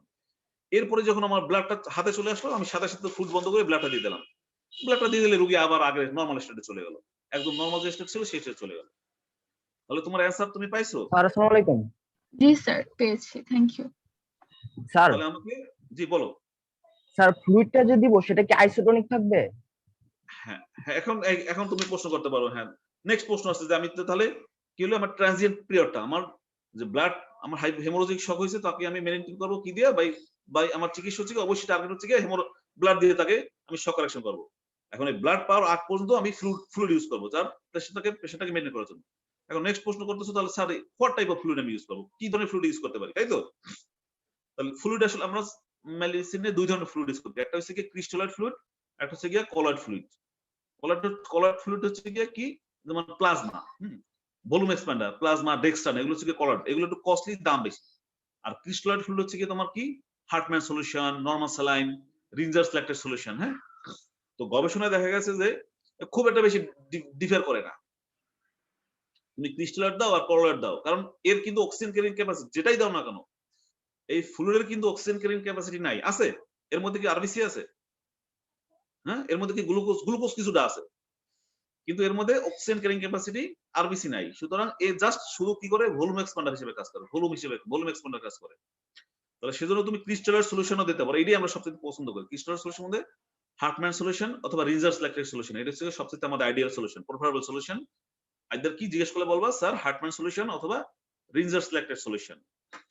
আর কি ইউজ করতে পারো স্যার? এছাড়া আমরা কলয়েড সলিউশন ইউজ করতে পারি। কলয়েড সলিউশনের উদাহরণ দাও স্যার। নরমাল স্যালাইন ইউজ করা যায় না স্যার? এটাও তো হ্যাঁ, তোমার যদি হার্টম্যান না থাকে, তোমার হাতে যদি হার্টম্যান না থাকে, তোমার হাতে যদি রিঞ্জার্স না থাকে, তাহলে তুমি নরমাল স্যালাইন দিতে পারবা। কিন্তু তুমি আচ্ছা, এরপরে যদি প্রশ্ন করে যে আর কি দিতে পারো, স্যার আমি দিতে পারি, কলয়েড সলিউশন দিতে পারি। কলয়েড সলিউশন কি নাম কি দুটো বলো স্যার? অ্যালবুমিন, হ্যাঁ অ্যালবুমিন, ডেক্সট্রান, এগুলো হচ্ছে গিয়ে ডেক্সট্রান। আচ্ছা স্যার, এরপরে যদি স্যার জিজ্ঞেস করে তুমি কি তাহলে দিতে পারো না, ডিএ মানে ডেক্সট্রোজিন অ্যাকোয়া, 5% ডেক্সট্রোজিন পাওয়া যায়, ডিএ স্যালাইন, সেটা দিতে পারো না? তখন তোমার অ্যান্সার হবে না স্যার, আমরা ডিএ স্যালাইন দেবো না। কেন দেবো না? যদি জিজ্ঞেস করো কেন দেবে না, কারণ হচ্ছে কি, ব্যাখ্যাটা হচ্ছে এই, কারণ আমরা যে ফ্লুইডটা ইউজ করি, আমাদের টার্গেট কি, আমাদের টার্গেট হচ্ছে গিয়া মানে ভলিউম বাড়ানো। কিসের ভলিউম বাড়ানো? ভলিউম হচ্ছে গিয়া ব্লাডের ইন্টারভাস্কুলার ভলিউম, না ভেসেলের মধ্যে যে ভলিউমগুলো থাকবে, কার্ডিয়াক, হার্ট এবং ভেসেলের মধ্যে যে ইন্টারভাস্কুলার ভলিউম, এই কম্পার্টমেন্টটাকে বাড়ানো, তাই না? এখন আমি যদি একটা ডিএ স্যালাইন ইউজ করি, তাহলে ডিএ স্যালাইনের নেচার হচ্ছে কি, সেটা ডিএ মানে is the normal water, simple water with slight glucose থাকে। তাহলে এই নর্মাল ওয়াটারের নেচার হচ্ছে গিয়ে সে ভলিউমের মধ্যে, সে ভেসেলের মধ্যে থাকে না। তুমি ভেসেলের মধ্যে দিচ্ছ, কিন্তু সে আলটিমেটলি শিফট করে ইন্টারভাস্কুলার কম্পার্টমেন্ট থেকে বের হয়ে ইসিএফ এন্ড আইসিএফ এ চলে যায়, থাকে না। কিন্তু এই যে এর আগে যে নামগুলো বললাম, হার্টম্যান সলিউশন এন্ড রিঞ্জার্স ল্যাক্টেট সলিউশন বা প্লাজমা, এগুলো ভেসেলের মধ্যে থাকে, ইন্টারভাস্কুলার কম্পার্টমেন্টের মধ্যে থাকে, যার কারণে আমি ভলিউমটা দিচ্ছি, থাকে মানে বেশিক্ষণ সময় ধরে থাকে। এও যায়, এও শিফট করে যায়, কিন্তু আস্তে আস্তে যায়, পরে যায়। ইনিশিয়ালি সে বেশিক্ষণ ধরে থাকে। আর যদি তুমি 5% দিয়ে দাও, সেটা কিছুক্ষণের মধ্যেই উইদিন শর্ট পিরিয়ড সে ভেসেলের মধ্যে না থাকে, সে ভেতর থেকে বের হয়ে বাইরে চলে গেল। তাহলে যদি আমি ফ্লুইড দিলাম, দিয়ে কিছুক্ষণের মধ্যে ফ্লুইডটা বাইরে চলে গেল, তো আমার ভলিউম তো বাড়লো না। ইনিশিয়ালি বাড়লো হয়তো আধা ঘন্টার জন্য বাড়লো, কিন্তু কিছুক্ষণ পরেই ওই ভলিউমটা ভেসেলের মধ্যে থাকলো না, বাইরে চলে গেল। এই জন্য তুমি নেক্সট বলবা যে স্যার, ছাড়া যদি তোমাকে ফাঁদে ফেলাবার জন্য মানুষ জিজ্ঞেস করবে, তুমি অনেক সলিউশন বললা, কেন তুমি কি ডিএসএলআর ইউজ করতে পারো না? তোমার তো সরল মনে বলবে যে স্যার পারি, ফ্লুইড একটা দিলেই হলো, তুমি জানো যে আমার ফ্লুইড দিয়ে ভলিউম বাড়াতে হবে, তুমি সরল মনে বলে জি স্যার পারি। ওই পারি বলছো মানে গর্তের মধ্যে পড়ছো, তখন বলবা জি স্যার পারি না। তখন স্যার জিজ্ঞেস করবে কেন পারো না, তখন ব্যাখ্যা দেবা যে স্যার ডিএ হচ্ছে গিয়া এটা সিম্পল ওয়াটার, এবং এই ওয়াটারটা ভেসেলের মধ্যে থাকে না, ভেসেলের মধ্যে দিলে সেটা শিফট করে খুব দ্রুতই এক্সট্রা সেলুলার কম্পার্টমেন্টে চলে যায়, যার কারণে আমাদের ভলিউমটা বাড়বে না। এই জন্য আমি আইদার ইউজ করবো ব্লাড ইজ দ্য সবচেয়ে বেস্ট। ব্লাড না পাইলে স্যার ট্রানজিয়েন্ট পিরিয়ডটা আমি either Ringer's lactate solution or Hartmann solution, না পাইলে নরমাল স্যালাইন, আর এটা হচ্ছে কি ক্রিস্টাল সলিউশন। আর অন্যদিকে স্যার কলাইড, যদি কলাইড বলি আমরা অ্যালবুমিন বা ডেক্সট্রান ইউজ করতে পারি। এখন যদি নেক্সট প্রশ্ন করো হুইচ ওয়ান ইজ বেটার, তাহলে এখনকার বর্তমানে, আগে এক সময় বলতো যে ভলিউম এক্সপ্যান্ডার মানে অ্যালবুমিন প্লাজমা এটাই বেটার। কারণ হচ্ছে গিয়া এই হচ্ছে গিয়া তোমার যদি প্লাজমা যদি দাও 1 লিটার, ভলিউম বাড়াইতে গেলে 1 লিটার, আর তাহলে তোমার 1.3 লিটার লাগবে হার্টম্যান, মানে 1 litre হার্টম্যান equivalent to 1.3 litre, sorry 1 litre albumin অথবা ডেক্সট্রান ইকুইভ্যালেন্ট টু 1.3 লিটার হার্টম্যান। মানে অল্প একটু ডিফারেন্স, একটু 1.3 মানে 1300 ml, মানে 1000 ml যদি তোমার লাগে কারেকশন করতে, তাহলে ওটা লাগবে 1300 ml। আর তুমি যদি দিয়ে দাও তাহলে লাগবে 13 টাইমস বেশি, 13 লিটার। মানে জিনিসটা বুঝতে পারছো কি বুঝাইছি? আমার 1 লিটার ভলিউম আমি কারেকশন করতে চাই, ব্লাড লস হয়েছে, এই 1 লিটার ভলিউম কারেকশন করতে গেলে আমরা মনে করো 1 লিটার অ্যালবুমিন দিলাম, 1 লিটার অ্যালবুমিন কারেকশন হইলো। আর আমি যদি এটা যদি অ্যালবুমিন না দিয়ে আমি যদি হার্টম্যান দিয়ে কারেকশন করতে চাই, তাহলে আমার লাগবে 1.3 টাইমস গুণ বেশি, তার মানে 1300 ml। আর এটা যদি আমি ডি দিয়ে কারেকশন করতে চাই, তাহলে আমার লাগবে 13 গুণ বেশি। কেন 13 গুণ বেশি লাগবে? কারণ আমার লিমিট দেওয়ার পর পরে তো ওই ভলিউমটা চলে যাচ্ছে কোথায়? ভলিউম চলে যাচ্ছে বাইরে, ইসিএফে চলে যাচ্ছে, থাকতেছে অল্প পরিমাণ। এই অল্প পরিমাণ থাকার পরে এইটা যদি 1 লিটার মতো করতে চাই, তাহলে আমাকে দিতে হবে প্রায় 13 লিটার। 13 লিটার মধ্যে 12 লিটার চাইবে ইসিএফে, আর 1 লিটার থাকবে ভেসেলের মধ্যে। তাহলে 12 লিটার ফ্লুইড যদি ইসিএফে চলে যায়, বাইরে চলে যায়, তাহলে কি হবে? টিস্যু ডিমা হবে, টিস্যু ডিমা টিস্যু ফুলে যাবে, সেল ফুলে যাবে, তাহলে সেটা আরেকটা প্রবলেম তৈরি করবে। এই জন্য আমরা কখনো কি করব না, আমরা কখনো ডিএসএলআর ইউজ করব না। বুঝতে পারছো? তাহলে নেক্সট যে প্রশ্ন করছিলা, আসো তোমরা, সারা শব্দ তো পাই না। জি স্যার। জি স্যার। আচ্ছা, যে তাহলে যে প্রশ্ন করছিলা যে তাহলে কি ফ্লুইড ইউজ করব, সেটার অ্যানসার তাহলে পাইলা? আসসালামু আলাইকুম স্যার। ওয়ালাইকুম আসসালাম। স্যার একটা পেশেন্টের যদি অনেক ব্যাগ ব্লাড লাগে, 7-8 ব্যাগের মতো, তখন আমরা কি একই সময় মানে একসাথে এতগুলো ব্লাড দিতে পারবো পেশেন্টকে? হ্যাঁ, একটা পেশেন্টের অনেকগুলো ব্লাড লাগলো, এখন অনেকগুলো ব্লাড কেন লাগবে সেটা আগে বলো তুমি। স্যার আমি গাইনি ওয়ার্ডে ছিলাম, তো ওইখানে একজন পেশেন্টের পোস্টপার্টাম হেমোরেজ হয়েছিল, তখন তার মানে হেমোরেজ, তার মানে কারণটা হচ্ছে কি তোমার হেমোরেজ, জি স্যার। তাই তো? জি স্যার। কারণটা হচ্ছে কি হেমোরেজ। আর হেমোরেজে তোমার 7-8 ব্যাগ ব্লাড লাগতেছে, তার মানে কেন 7-8 ব্যাগ লাগার তো কথা না। সাপোজ মনে করো ব্লাড হচ্ছে একটা সোর্স, একটা ব্লাডের তো সোর্স আছে। জি স্যার। তাহলে সেই সোর্স হয়ে তো অলরেডি মনে করো 2 লিটার 3 লিটার লস হয়েছে। জি স্যার। এখন তুমি ওইটা কারেকশন করবা বাই ব্লাড দিয়া। জি স্যার। এখন তোমার আলটিমেটলি টার্গেট কি? টার্গেট কি শুধু ব্লাড যেটা লস হয়েছে সেই লসটাকে বাই ব্লাড দিয়ে কারেকশন করা, না যেখান থেকে লস হয়েছে সেই লস মানে সোর্স অফ ব্লিডিং সেটাকে বন্ধ করা? এটাকে আমাকে বলো। আগে ব্লিডিং অফ করতে হবে স্যার। রাইট।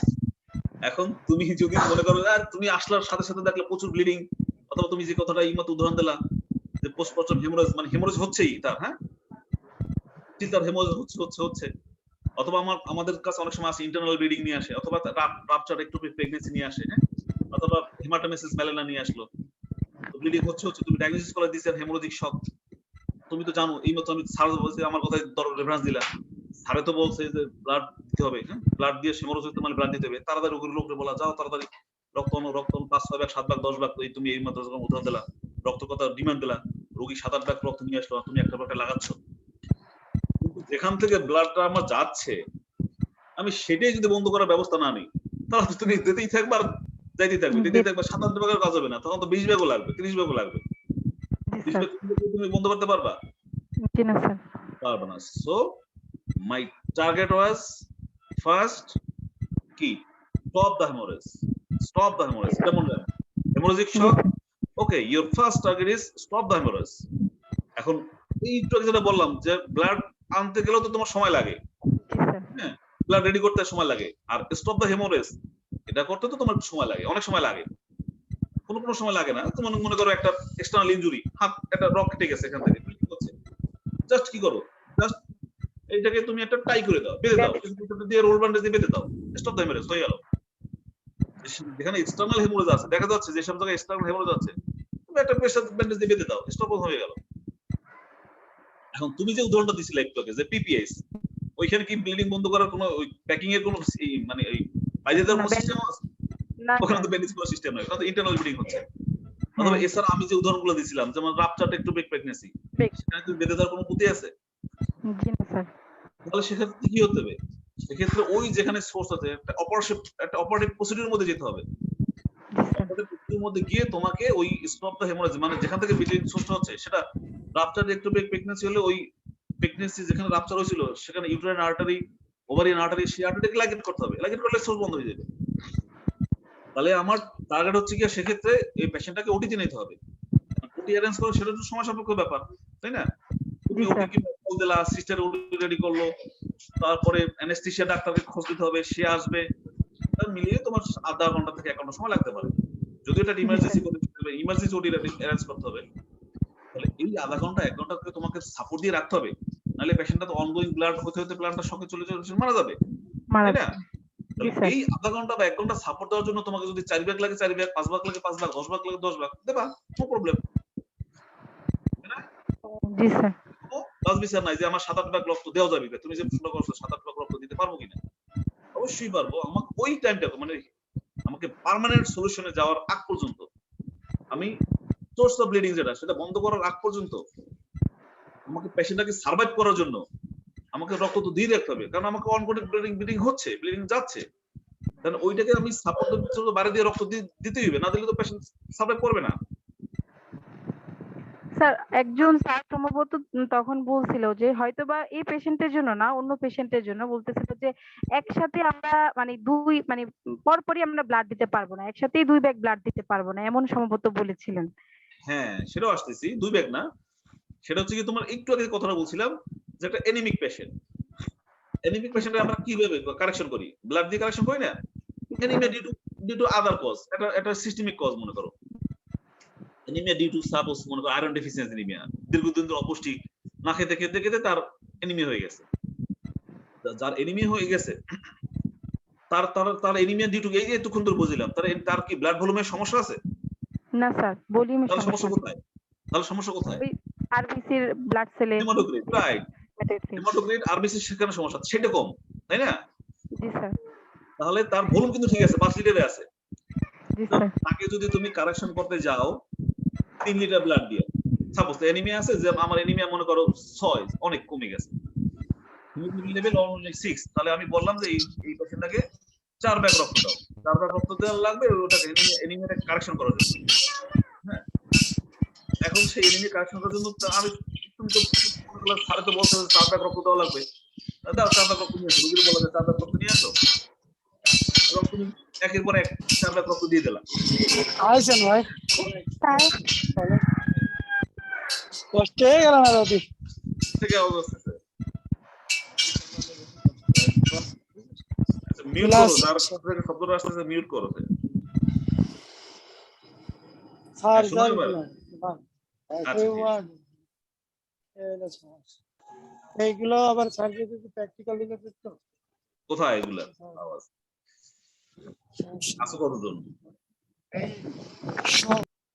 118 জন। আচ্ছা না স্যার 160 হ্যাঁ 150 60 স্যার 60। আচ্ছা গুড। আচ্ছা তাহলে এখন যেটা বলতেছিলাম যে তুমি একটা patient anaemic due to iron deficiency anaemia, তাকে তুমি কারেকশন করবা। আমি বললাম যে তোমাকে 4 হিমোগ্লোবিন আছে 6, তাকে ব্লাড কারেকশন করতে গিয়ে 4 ব্যাগ রক্ত দেওয়া লাগবে। তুমি ঠিক আছে পেশেন্টকে বলো 4 ব্যাগ রক্ত নিয়ে এসে তুমি একের পর এক 4 ব্যাগ দিয়ে দিলা। 4 ব্যাগ রক্ত দিয়ে দিলে ওর হিমোগ্লোবিন লেভেল কারেকশন হয়ে গেল, ঠিক আছে, কিন্তু ভলিউম ওর তো ঠিক ছিল, ওর তো ভলিউমে প্রবলেম ছিল না। তাহলে 5 লিটার ভলিউম থেকে আরো 4 ব্যাগ মানে আরো 2 লিটার দিলা, 7 লিটার হয়ে গেল। 7 লিটার যদি ভলিউম এট এ টাইম হয়ে যায় একটা পেশেন্টের, তখন কি অবস্থা হবে তার বলো? এডেমা হবে, আবার হাইপারটেনশন হবে, ইডিমা হবে, পেশেন্ট অন্য সমস্যা, হার্ট অ্যাটাক মানে হার্টের উপর চাপ পড়বে, হার্টের উপর চাপ পড়ে হার্টের অবস্থা খারাপ হয়ে যাবে, তাই না? তো এই ক্ষেত্রে কি করতে হবে? এক্ষেত্রে কি 4 ব্যাগ রক্ত এট এ টাইম দেওয়া যাবে? না স্যার যাবে না। তাহলে সেক্ষেত্রে তোমার তুমি যেটা শুনছো সেটা হচ্ছে এই ধরনের ক্ষেত্রে, তাহলে কি প্রথমে একবার রক্ত দাও, রক্ত দেওয়ার পরে একদিন অপেক্ষা করো, তাহলে একবার তারপরে অতিরিক্ত যে ভলিউমটা হইলো সেই অতিরিক্ত ভলিউমটা তারপরের দিন দেখবা আমার ইউরিন আউটপুটের সাথে ওই অতিরিক্ত ভলিউমটা ইউরিন আউটপুট হয়ে বেড়ে গেছে, ভলিউম তারপরের দিন আবার 5 লিটার মেইনটেইন হয়ে গেল। মানে বডি অটো রেগুলেট করে মানে মেইনটেইন করবে, অটো রেগুলেট করে ইউরিনের মাধ্যমে অতিরিক্ত ব্লাডটা ইউরিনের মাধ্যমে পাস করে দেবে। তারপরের দিন আরেকবার দাও, অথবা তুমি অ্যানিমিয়া যদি বেশি মনে করো তাহলে এট এ টাইম 2 ব্যাগ দাও, এট এ টাইম 2 ব্যাগ পুরোপুরি 2 ব্যাগ দিলা, তাহলে 1 লিটার বলো, 1 লিটার তো সাস্টেনেবল, সমস্যা নাই। এরপর একদিন অপেক্ষা করো, অপেক্ষা করে তারপরে আবার 2 লিটার মানে 2 ব্যাগ দাও। তাহলে কি হলো, আমি আস্তে আস্তে দিলাম, আস্তে আস্তে দিলে কি হলো, আমার এট এ টাইম ভলিউমটা বেড়ে গেল। এটা ভলিউমটা না বেড়ে গেলে কি হলো, আমার হার্টের উপর চাপ পড়লো না, হার্টের উপর চাপ না পড়লে আমার হাইপারটেনশন বা অন্য সমস্যাগুলো হলো না। তুমি আস্তে আস্তে দিলে কি হলো, আস্তে দিলে বডি অটো রেগুলেট করে এই অতিরিক্ত ফ্লুইডটা হেমাটোক্রিটটা আমার সেলের মধ্যে থাকলো, ইন্টারভেসিভ কম্পার্টমেন্টে থাকলো, কিন্তু এই সেলের সাথে তো প্লাজমাও প্লাজমাটা তো কি করলো, প্লাজমাটা সেলের মধ্যে চলে গেল অথবা ইউরিনের মাধ্যমে পাস করে দিল, তাই না?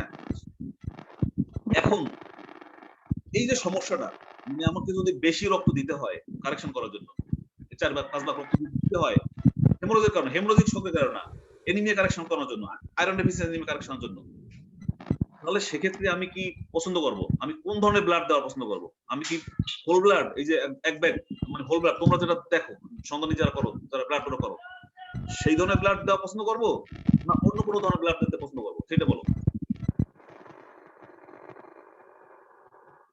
বিডিএস বলো, বিডিএস রে পড়াইছি আগের ক্লাসে, তোমরা বলো। আর হেমাটোক্রিট দেওয়া যায় স্যার প্লাজমা ছাড়া শুধু হেমাটোক্রিট দেব, শুধু হেমাটোক্রিট। হ্যাঁ, এটা কি বলে শুধু হেমাটোক্রিট দিলে সেটার নাম কি, সেই কম্পোনেন্টের নাম কি? আরবিসি। আরে এটা বলেছি না তোদের, বলছি না প্যাকড সেল ভলিউম,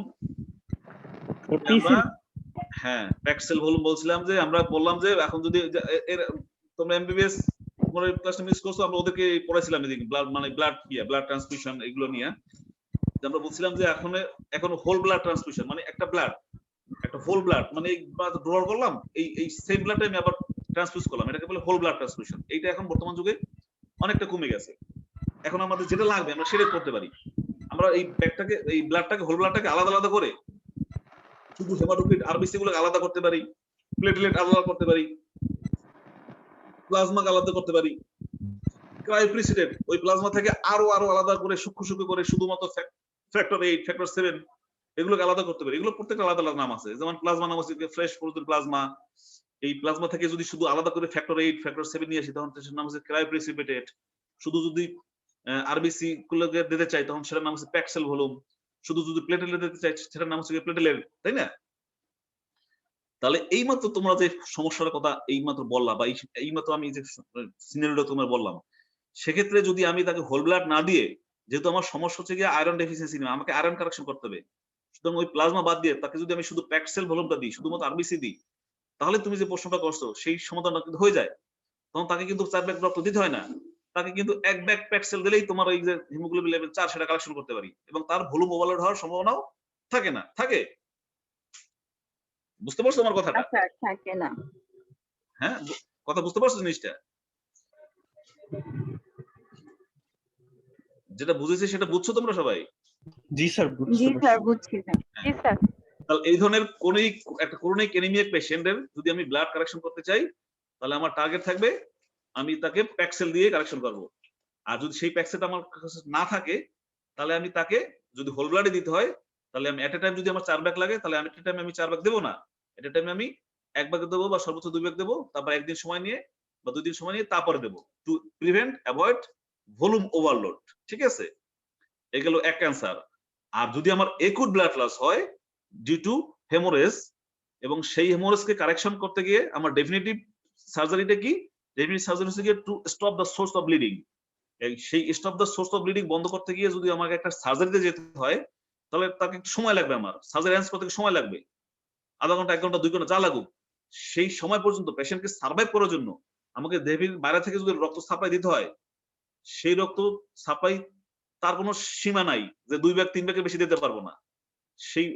সেই সার্জারি করার আগ পর্যন্ত যদি আমার 8 ব্যাগ লাগে 8 ব্যাগ, যদি আমার 10 ব্যাগ লাগে 10 ব্যাগ, যে কয় ব্যাগ লাগলে সেই কয় ব্যাগ রক্ত দিলে আমি দিতে পারবো। কি কে জন্য দিতে পারবো? To survive the patient. ওই আমার definitely surgery two stop the source of bleeding বন্ধ করতে গেলে যাওয়ার আগ পর্যন্ত যে কত ব্যাগ রক্ত লাগবে সেগুলো আমরা দিতে পারবো। তাহলে সেক্ষেত্রে কোনো বাইন্ডিংস নাই যে এত ব্যাগ রক্ত দেওয়া যাবে না। বুঝতে পারছো?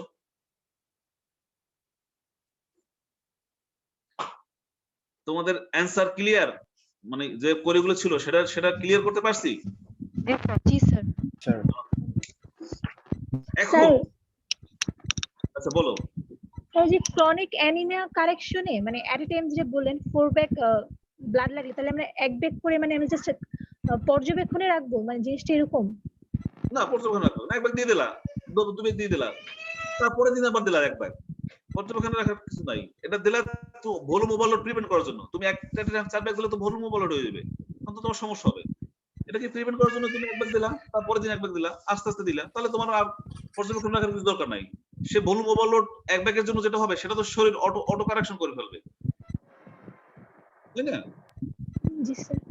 আচ্ছা, এখন নেক্সট বিডিএস তোমাদের জন্য আরেকটা প্রশ্ন। এই যে বললাম যে আমি স্টপ দা ব্লিডিং এর জন্য, stop the source of bleeding এটা বন্ধ করার জন্য আমি একটা সার্জারি করব। এখন সেই সার্জারিটার নাম কি? What type of surgery this is? এটা কি একটা বন্ধ সার্জারি? Damage control surgery. হ্যাঁ, গুড। এটা হচ্ছে গিয়া তোমরা এমবিবিএস যারা সেটা জিনিসটা বুঝতেছো, what is damage control surgery? এই যে আমি একটা সার্জারি বললাম, হ্যাঁ, যে একটা একটুপিক প্রাপ্তর একটুপিক প্রেগন্যান্সি, এইটা বন্ধ করার জন্য আমাকে তো একটা ওই যে সোর্স যেখান থেকে ব্লিডিংটা হচ্ছে সেটা বন্ধ করতে হবে।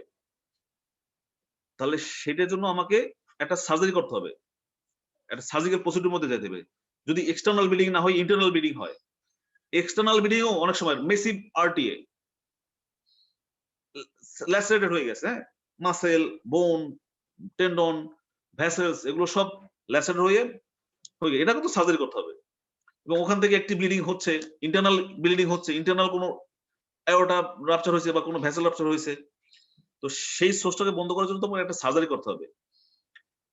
তো এই ধরনের পেশেন্টকে, যে পেশেন্টের অলরেডি শকে আছে এবং যে পেশেন্টার already normal physiology is deranged, normal physiology is not in normal position, তার অলরেডি ইন্টেরিয়র মিলিউ যেটা বলি, ইন্টেরিয়র মিলিউ যেটা অলরেডি ডিস্টার্ব, যে অলরেডি ল্যাকটিক অ্যাসিডোসিসের মধ্যে আছে, যে অলরেডি মেটাবলিক অ্যাসিডোসিস ডেভেলপ করছে, যে পেশেন্টের যার নর্মাল সেলুলার রেসপিরেশন মেইনটেইন হচ্ছে না, যার কার্বন ডাইঅক্সাইড প্রোডাকশন হচ্ছে না, যার ফিজিওলজি মেইনটেইন হচ্ছে না, তাকে তুমি যদি একটা বড় ধরনের সার্জারিতে যাইতে চাও, আধা ঘন্টা 1 ঘন্টা 1 ঘন্টা 2 ঘন্টার মধ্যে, হ্যাঁ ঠিক আছে, আমি তাহলে ওর তো কি আছে, ওর তো কি আছে, ওর ফিমেল ফ্র্যাকচার আছে, ওর লিভার ইনজুরি আছে, ওর স্প্লিন ইনজুরি আছে, ওর কিডনি ইনজুরি আছে, ওর গাট ইনজুরি আছে, এইগুলো কারেকশন করতে গেলে একটা লম্বা 3 ঘন্টা একটা সার্জারি লাগবে। ফিমার ফ্র্যাকচারটা ফিক্স করতে গেলে ওরা একটা 3 ঘন্টা 4 ঘন্টা সার্জারি লাগবে।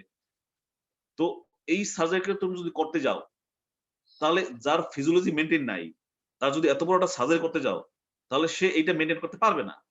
সে কারণ তার ফিজিওলজি অলরেডি ডিস্টার্ব।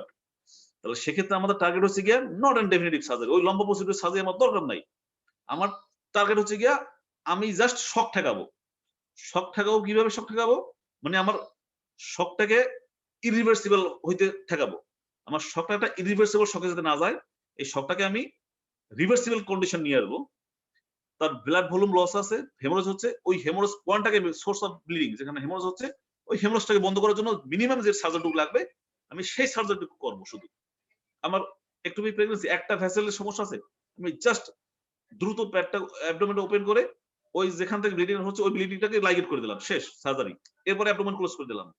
আমার একটা ভেসেল ইনজুরি হয়েছে, আমার একটা ইন্টারনাল অ্যাবডোমেনের একটা ব্রাঞ্চ ইনজুর হয়ে গেছে, অথবা কিডনির যে ভেসেল, কিডনির ভেসেলটা আমার ডিস্টার্ব হয়ে গেছে, আমি জাস্ট ওপেন করে ওই ভেসেলটাকে স্টপ বন্ধ করে দিলাম, লাইগেট করে দিলাম, আমার ব্লিডিং বন্ধ হয়ে গেল।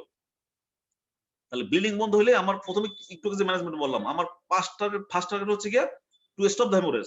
তো স্টপ দ্য হেমোরেজের জন্য আমার মিনিমাম যে সার্জারিটুকু লাগবে সেই সার্জারিটুকু করলাম। এরপরে আমি পেশেন্টটাকে আবার ব্যাক করে নিয়ে আসলাম, নিয়ে এসে তার ফ্লুইড মেনটেন করলাম, ব্লাড ভলিউম দিয়ে কারেকশন করলাম, তার অ্যাসিডোসিস থাকলে সেটা কারেকশন করলাম, তার urine output production maintain normal করলাম, তার হাইপোক্সিয়া থাকলে কারেকশন করলাম, অক্সিজেন দিলাম, তার সাইনোসিস থাকলে কারেকশন করলাম, এভরিথিং সব নরমাল ফিজিওলজি আগের মতো কারেকশন করার পরে সেটা কারেকশন করতে তো আমার 1 দিন লাগতে পারে, 2 দিন লাগতে পারে, 3 দিন লাগতে পারে। এই 1 দিন 2 দিন সময় নিয়ে আমি সমস্ত তার নরমাল ফিজিওলজি গুলো কারেকশন করার পরে then I go for definitive surgery. কি সার্জারি? সেটা হইতে পারে ফিমার ফ্র্যাকচার, সেটাকে আমি ঠিক করলাম। এবার সেটা হইতে পারে গাট ইনজুরি ছিল, সেই গাট ইনজুরিটাকে পারফেক্ট ছিল, সেটাকে আমি গাট ওই ইনজুর সেগমেন্টটাকে রিপেয়ার করে আবার ঠিক করলাম, 2-3 ঘন্টা সার্জারি করলাম। এই তাহলে এটা হচ্ছে ডেফিনিটিভ সার্জারি। তাহলে ডেফিনিটিভ সার্জারি করবো না ইনিশিয়াল স্টেজে। ইনিশিয়াল স্টেজে কি করবো? ইনিশিয়াল স্টেজে একটা মিনিমাম সার্জারি করে পেশেন্টটাকে লাইফ সেভ করবো এন্ড পেশেন্টটাকে সোর্স অফ হেমোরেজ বন্ধ করবো। এই মিনিমাম সার্জারিটুকুর নাম হচ্ছে গিয়া ড্যামেজ কন্ট্রোল সার্জারি। তাহলে এই টার্মটাও তোমাদের জন্য খুব গুরুত্বপূর্ণ। What is damage control surgery? এটা জিজ্ঞেস করতে পারে স্যাররা, তখন তোমরা বলবো স্যার এটাকে লাইফ সেভ করার জন্য, পেশেন্টটাকে লাইফ সেভ করার জন্য, হেমোরেজটাকে স্টপ করার জন্য আমরা মিনিমাম যে সার্জারিটুকু করবো সেই সার্জারির নাম হচ্ছে গিয়া ড্যামেজ কন্ট্রোল সার্জারি। এই টার্মটা কোত্থেকে আসছে? আবার বলো বিডিএস, তোমরা বলো এই ড্যামেজ কন্ট্রোল সার্জারি টার্মটা কোত্থেকে আসছে? স্যার যুদ্ধক্ষেত্র থেকে। যুদ্ধক্ষেত্র ব্যাটেল ওয়ার যুদ্ধক্ষেত্রে কি তো তৎক্ষণাৎ যে মানে সার্জারি করতে হয়, না হলে তো পরে আবার সেনাবাহিনীর যুদ্ধক্ষেত্রে সার্জারি, যুদ্ধক্ষেত্রে কোন জিনিসটা বলছিলেন? আহতদের যুদ্ধক্ষেত্রে ফিরিয়ে মানে আনবার মিনিমাম একটা কারেকশন করার জন্য, যাতে পরবর্তী যুদ্ধটা চালানো যায় আর কি, আবার ফিরে যেতে না হয় আগের পজিশনে। জাহাজের উদাহরণ দিয়েছিলাম, যুদ্ধক্ষেত্রে শিপ, বড় বড় শিপগুলো ইউজ করা হয়, অথবা যুদ্ধ বিমান, মনে করো যুদ্ধ বিমান অথবা যুদ্ধ জাহাজ। এই যুদ্ধ জাহাজের মনে করো শত্রুপক্ষ বোমা মারে জাহাজের একটা অংশ ক্ষতিগ্রস্ত হয়েছে, অথবা তোমার যুদ্ধ প্লেন, এরোপ্লেনে যেটা, তার একটা পাখা বা ইঞ্জিন, 2টি ইঞ্জিনের মধ্যে একটা ইঞ্জিন নষ্ট হয়েছে বা একটা পার্ট নষ্ট হয়েছে। এখন তুমি যদি টোটালটাকে ঠিক করতে চাও, কারেকশন করতে চাও, তাহলে তোমাকে ওটাকে আবার কি নিতে হবে? ওই জাহাজের গ্যারেজে নিতে হবে, শিপইয়ার্ডে নিতে হবে, অথবা এরোপ্লেন যেখানে সারে সেখানে নিতে হবে। ওখানে একটা লম্বা প্রসিডিউর, লম্বা সময়, ওটা ঠিক করতে হয়তো 2 মাস 3 মাস সময় লাগবে। কিন্তু তোমার তো যুদ্ধ চলতেছে, তোমার যদি যুদ্ধ চলার তুমি জাহাজ যদি শিপইয়ার্ডে পাঠাই দাও, তাহলে যুদ্ধ কি দিয়ে করবা? এই জন্য শিপইয়ার্ডে পাঠানোর দরকার নাই। ওই সমুদ্রে আছে, ওই সমুদ্রে বসেই তোমার হাতের মিনিমাম রিসোর্স যেটুকু আছে ওইটু দিয়া একটা ছিদ্র হয়েছে, ওই ছিদ্রটা আপাতত বন্ধ করো। রাডার একটা নষ্ট হয়েছে, ঠিক আছে, 5টা রাডার আছে, 4টে নষ্ট হয়ে গেছে, ওই একটা আছে, ওটা দিয়ে কাজ চালাও। তোমার এই পাখা একটা ভেঙে গেছে, অথবা আমার ইঞ্জিন একটা পুড়ে গেছে, একটা আছে, ঠিক আছে, ওই একটা দিয়ে কোন রকম রিপেয়ার করে ওটাকে আবার যুদ্ধক্ষেত্রে পাঠাই দাও। তাহলে আমি কি করলাম? আমার যুদ্ধটাকে বেগবান রাখতে পারলাম, যুদ্ধটাকে কন্টিনিউ করতে পারলাম। আর যদি আমি পুরো শিপটাকেই শিপইয়ার্ডে পাঠাই দিই, ডকইয়ার্ডে পাঠাই দিই, তাহলে আমার যুদ্ধই থেমে গেল, তাহলে আমি হারিয়ে গেলাম। আমাকে হারতে হবে না, যুদ্ধক্ষেত্রে হারার কোনো সুযোগ নাই। যুদ্ধক্ষেত্রে মিনিমাম রিসোর্স যা আছে সেটা নিয়ে আবার ঝাঁপাই পড়তে হবে। এই জন্য আমার ড্যামেজ হয়েছে অনেক বড়, আমার জাহাজের ড্যামেজ অনেক বড়, কিন্তু আমি মিনিমাম যেটুকু সারলে আবার এটাকে কর্মক্ষেত্রে আবার পাঠানো যাবে, ওইটুকু সেরে আবার পাঠাই দাও। এইটা ছিল ড্যামেজ কন্ট্রোল শিপ ম্যানেজমেন্ট, না ড্যামেজ কন্ট্রোল করে যদি পাঠানো, সেখান থেকে আমরা সার্জনরা এই টার্মটাকে আমরা ধারণ করছি ড্যামেজ কন্ট্রোল সার্জারি। আমার মিনিমাম যেটুকু ড্যামেজ ওই ড্যামেজটু কন্ট্রোল করে, মিনিমাম যেটুকু না করলে আমার পেশেন্টকে সার্ভাইভ করে দেবে না, ওইটু সার্ভাইভ করে পেশেন্টটাকে বেডে নিয়ে আসো, তারপর তুমি ফিজিওলজি মেইনটেইন করে 1 দিন 2 দিন সময় নিয়ে তারপর তুমি এটা ডেফিনিটিভ সার্জারিতে যাও, পুরো যুদ্ধের জন্য, ফুল যুদ্ধের জন্য প্রস্তুতি নাও। ঠিক আছে এমবিবিএস, বুঝতে পারছো? স্যার একটা প্রশ্ন আছে। বলো। স্যার আমাদের কাছে যে পেশেন্ট গুলো মানে সার্জিক্যাল ইমার্জেন্সি নিয়ে আসে, লাইক হচ্ছে প্যানক্রিয়াটাইটিস, তাদের ক্ষেত্রে কি স্যার আমরা এরকম ড্যামেজ কন্ট্রোল সার্জারিতে আগাবো নাকি স্যার ডেফিনিট সার্জারিতে শুরুতেই ইনিশিয়েট করব? এখন সেইটাই আমরা বলতেছিলাম, এখন তোমার এটা শুরু করতে পারি না, এটা জাস্ট শুরু করলাম তোমার এই শকের কতগুলো টাইপের মধ্যে আমরা প্রথমে শুরু করলাম হাইপোভোলমিক শক। হাইপোভোলমিকের মধ্যে একটা পার্ট দিয়ে শুরু করছি, কোনটা? হেমোরোজিক শক। হেমোরোজিক শকের ম্যানেজমেন্ট এটা বললাম। এখন তুমি যে উদাহরণ দিছো যে স্যার ওই প্যানক্রিয়াটাইটিস যদি হয়, তাহলে প্যানক্রিয়াটাইটিস তো হেমোরোজ না, শকের কারণ হেমোরোজ না, সেখানে সার্জারি প্রশ্ন আসতেছে কেন? ঠিক আছে, আমাদের শকের কারণটা কি কারণে শক হচ্ছে সেটা কিভাবে কারেকশন করতে পারে সেই অনুযায়ী আগাইতে হবে, তাই না? সুতরাং প্যানক্রিয়াটাইটিস তুমি যে উদাহরণ দিছো যে স্যার প্যানক্রিয়াটাইটিস আমরা সার্জারি দিতে পারবো না, প্যানক্রিয়াটাইটিসের চিকিৎসা তো সার্জারি না। এখন প্যানক্রিয়াটাইটিস চিকিৎসা হচ্ছে গিয়ে তোমার প্যানক্রিয়াটাইটিস ওখানে হয় ফ্লুইড থার্ড স্পেসিং হয়, যেটা বললাম যে ফ্লুইড যেটা আছে ইন্টারভাস্কুলার ভলিউম থেকে পেরিটোনিয়াল ক্যাভিটির মধ্যে, পেরিটোনিয়াল ক্যাভিটির মধ্যে তারপর হিউজ অ্যাসাইটিস ডেভেলপ করে হয়ে থার্ড স্পেসিং হয়ে পেশেন্ট হাইপোভোলমিয়া শকে চলে যায়। তাহলে সেক্ষেত্রে তুমি ব্লাডে যাওয়ার দরকার নাই, সেক্ষেত্রে তুমি ভলিউম তুমি বাই ওই যে ফ্লুইড যেগুলো বললাম heart trans solution, resistant lactase solution, সেগুলো দিয়ে কারেকশন করতে পারবা। সেক্ষেত্রে ব্লাড দেওয়ার দরকার নেই, সার্জারি তো দূরের কথা, তাই না? তাহলে আমাকে what are the cause of shock সেই অনুযায়ী ম্যানেজমেন্ট করতে হবে, সেটাই আমরা পড়া শুরু করছি। আমরা আস্তে আস্তে আগাবো। আজকে মনে হয় বাজে কয়টা? 12টা কত বাজে? ও 12টা 20। 1 ঘন্টা বেশি হয়ে গেছে। তাহলে আমরা নেক্সট ক্লাসে আবার এই কন্টিনিউ করব। তাহলে আমরা ম্যানেজমেন্ট মানে শকের টাইপ শুরু করছি, হ্যাঁ, যে শকের টাইপ কি, তাহলে তোমরা আজকে ভালো করে পড়বা। শকের এই যে টাইপ 5টা টাইপ বললাম, হাইপোভোলমিক শক, তারপরে কার্ডিওজেনিক শক, তারপর নেক্সট ক্লাসে আমরা কার্ডিওজেনিক শক কেন হয়, কি কারণে হয়, তার কি সমস্যা হয়, ওটা কিভাবে ম্যানেজমেন্ট করবা সেগুলো শিখবো। তারপর ডিস্ট্রিবিউটিভ শক কি, তারপরে এই এটা অবস্ট্রাকটিভ শক কি জিনিস, তারপর এন্ডোক্রাইন শক কি জিনিস, এগুলো আমরা শিখবো। তারপর ম্যানেজমেন্ট কিভাবে করবো এটা শিখবো, রিসাসিটেশন কিভাবে করা শিখবো। তাহলে আজকে আমরা আপাতত থাকি এই পর্যন্ত। নেক্সট ক্লাসে আমরা এইগুলো শিখবো, আর তোমরা একটু পড়ে রাখবা। এগুলো একটু বেলি ল্যাবে খুব সুন্দর করে লেখা আছে, এগুলো একটু পড়ে রাখলে তোমাদের বুঝতে সুবিধা হবে। হ্যাঁ, যে আমি পড়াইতেছি তাহলে বুঝতে অনেক সুবিধা হবে, তাই না? তাহলে আপাতত আজকে যে বন্ধু বললাম আমরা যেটুকু বুঝাইলাম সেটু বুঝতে পারছো? জি স্যার। এটি নিয়ে কারো কোনো এখন প্রশ্ন আছে? এখন বলো, যেটুকু পড়াইলাম সেটি নিয়ে কারো কোনো প্রশ্ন আছে? একটা প্রশ্ন ছিল স্যার।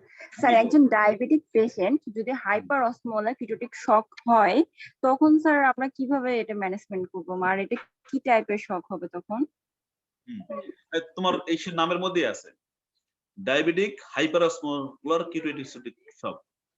তার মানে ডায়াবেটিস হয়ে ডায়াবেটিসের মানে গ্লুকোজ লেভেল অনেক বেড়ে গেছে, মানে তার মানে হাইপার অসমোলারিটি বেড়েছে এবং কিটোএসিডোসিস বাড়ছে, তার মানে তার একটা মেটাবলিক অ্যাসিডোসিস হয়েছে, তাই তো? মেটাবলিক অ্যাসিডোসিস হয়ে তার পেশেন্টের শকে চলে গেছে, ইউরিন আউটপুট মেইনটেইন করতে পারছে না। সেক্ষেত্রে তোমার টার্গেট হচ্ছে গিয়া ফ্লুইড ইউজ করবাই, ফ্লুইড ইউজ করার সাথে সাথে আর কি ইউজ করবা, তার এই কিটোজ মানে যে অ্যাসিডোসিস রয়েছে সেই অ্যাসিডোসিসটাকে কমাতে হবে। কিটোন বডি ফর্মেশন বেড়ে গেছে, কিটোন বডি শরীরের রক্তের মধ্যে কিটোন বডি বেড়ে গেছে, সেই কিটোন বডি কমাতে হবে। তাহলে এক্ষেত্রে ফ্লুইড চয়েস হচ্ছে গিয়া অলওয়েজ নরমাল স্যালাইন। ডায়াবেটিক পেশেন্টকে হাইপারঅসমোলার কিটোসিসের শক ম্যানেজমেন্টের জন্য তোমার ফ্লুইড পছন্দ হচ্ছে গিয়া নরমাল স্যালাইন। কেন? কারণ নরমাল স্যালাইনের মধ্যে কোনো গ্লুকোজ নাই, আর অন্যান্য ফ্লুইডের মধ্যে সবগুলো গ্লুকোজ আছে। ওর এমনি তো ডায়াবেটিক, তো ডায়াবেটিক পেশেন্ট যদি আরো গ্লুকোজ দিই তাহলে আরো সমস্যা। এই জন্য আমাদের টার্গেট সবসময় গ্লুকোজলেস ফ্লুইড, তার মানে normal saline is the best, number 1। এটা হলো ফ্লুইড। এছাড়া তুমি কিটোন বডি কমানোর জন্য অনেকগুলো আছে, কার্বন ডাই অক্সাইড আছে, তো এই কার্বন ডাই অক্সাইড তো ওই যে সোডিবাইকার্ব একটা ইনজেকশন আছে এক ধরনের, এটা ইনজেকশন পুশ করতে হয়।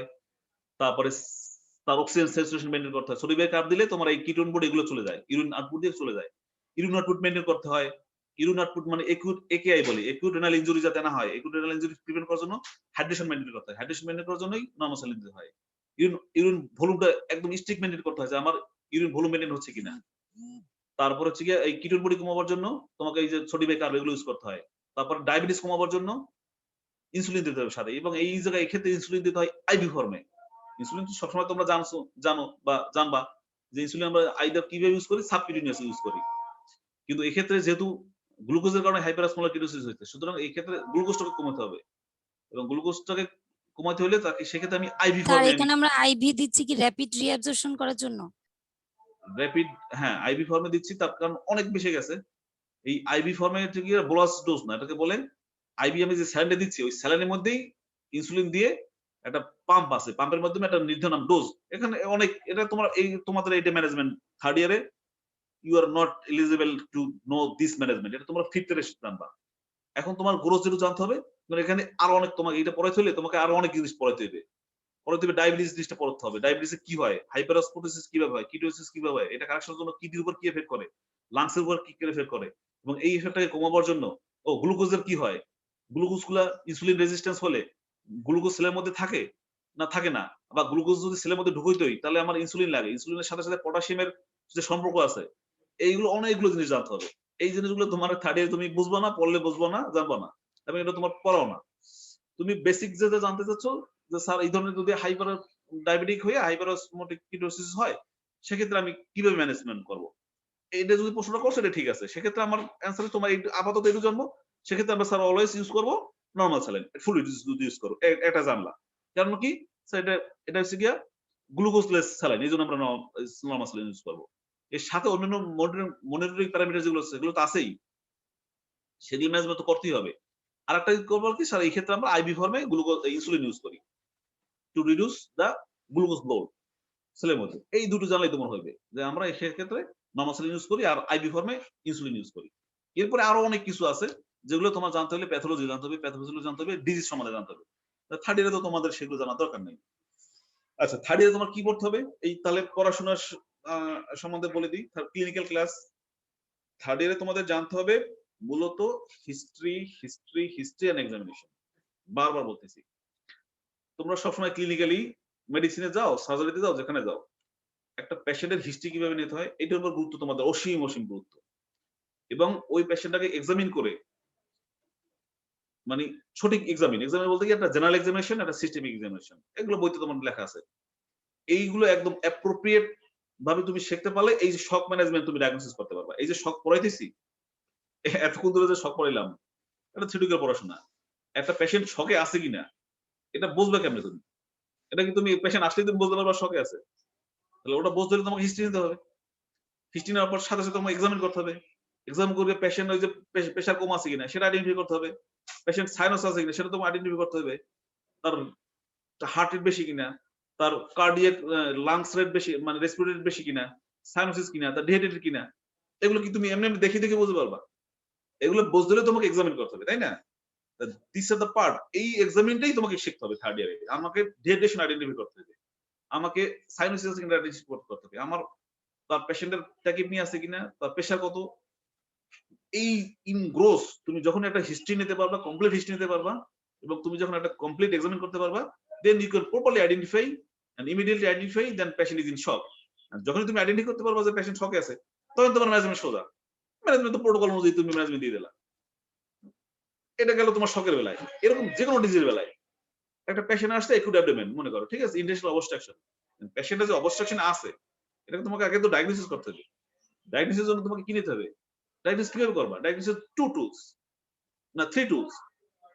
নাম্বার 1 টুলস হচ্ছে কি হিস্ট্রি, নাম্বার 2 টুলস হচ্ছে কি এক্সামিনেশন, এন্ড নাম্বার 3 টুলস হচ্ছে কি investigation. But if you can take proper history and examination, 90 to 95% cases you can diagnose without an investigation. কোনো ইনভেস্টিগেশন ছাড়াই তুমি প্রপার হিস্ট্রি এন্ড এক্সামিনেশন করে 90% কেস ডায়াগনোসিস করতে পারবে যে পেশেন্ট এই কন্ডিশন আছে। অনলি 5 to 10% কেসে অনেক সময় ইনভেস্টিগেশন হেল্প নেওয়া লাগে যে ঠিক আছে রোগটা কি এটা বোঝা যাবে। এই জন্য বাই থার্ড ইয়ার তোমাদের আমি বারবার আমিনের সম্মত সব সবাই গুরুত্ব দেবে। তোমরা সবসময় গুরুত্ব হচ্ছে কি তোমাদের থার্ড ইয়ারে হিস্ট্রি টেকিং এন্ড এক্সামিনেশন। এখন তোমরা অভাগা ব্যাস, অভাগা জাতি, তোমরা পড়ছো লকডাউনের মধ্যে, তোমাদের তো বাসায় বসে ক্লাস করতেছে, হিস্ট্রি কোথা থেকে নিবা? তোমাদের সাথে পেশেন্টের কোনো রিলেশন নাই। এখন এই জন্য তাহলে কি করতে হবে, এই জন্য হিস্ট্রি যে বইগুলো আছে, এক্সামিনেশন যে বইগুলো আছে, অন্তত সেগুলো একটু বেশি বেশি করে পড়ো। কারণ তোমাদের এই থার্ড ইয়ারে যখন ক্লিনিক্যাল কাজ শুরু হবে, তখন তো পেশেন্টের সাথে সরাসরি তোমাদের রিলেশনটা যখন হবে, পেশেন্টের সাথে রিলেশনটা কিভাবে ডেভেলপ করতে হয়, তার কাছে কিভাবে সৃষ্টি নিতে হয়, এইটাই তোমরা শিখতে পারতে হবে। এক্সামিনেশনটা একদম পেশেন্ট টু পেশেন্ট এক্সামিন করতে পারতা। সেখান থেকে তোমরা বঞ্চিত হচ্ছে, দ্যাটস নাথিং। সেক্ষেত্রে আমার কিছু বলার নাই, বাট সেই লিমিটেশনটা তোমরা কভার দেবা কি দিয়ে, বেশি বেশি করে পড়াশোনা করে, মানে বই ক্লিনিক্যাল এক্সামিনেশন যে বইগুলো আছে, হিস্ট্রি টেকিং যে বইগুলো আছে, সেগুলো বেশি বেশি করে পড়বা, ঠিক আছে না? আর তাহলে নেক্সট ক্লাসে আমরা শখের বাদবাকি যেটা রয়ে গেছে আমরা সেটা আমরা নেক্সট ক্লাস শখ নিয়ে পড়াশোনা করব। আর এরপরে আমাদের আরো কিছু টপিকস আছে, সেগুলো আমরা তোমাদের বলবো, আস্তে আস্তে এগুলো সব পড়বো। তাহলে এখন থেকে আমরা থার্ড ইয়ার যারা আসো আর বিডিএস যারা আসো, আমরা সোমবার থেকে এই টাইমে আমরা ক্লাসটা নেব, 11টা থেকে 12টা, ঠিক আছে?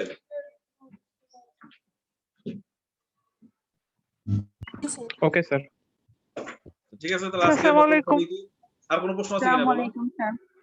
আচ্ছা, ওয়ালাইকুম আসসালাম, ভালো থাকো সবাই। আসসালামু আলাইকুম স্যার। ওয়ালাইকুম আসসালাম। আসসালামু আলাইকুম স্যার। ওয়ালাইকুম আসসালাম। স্যার আসসালামু আলাইকুম।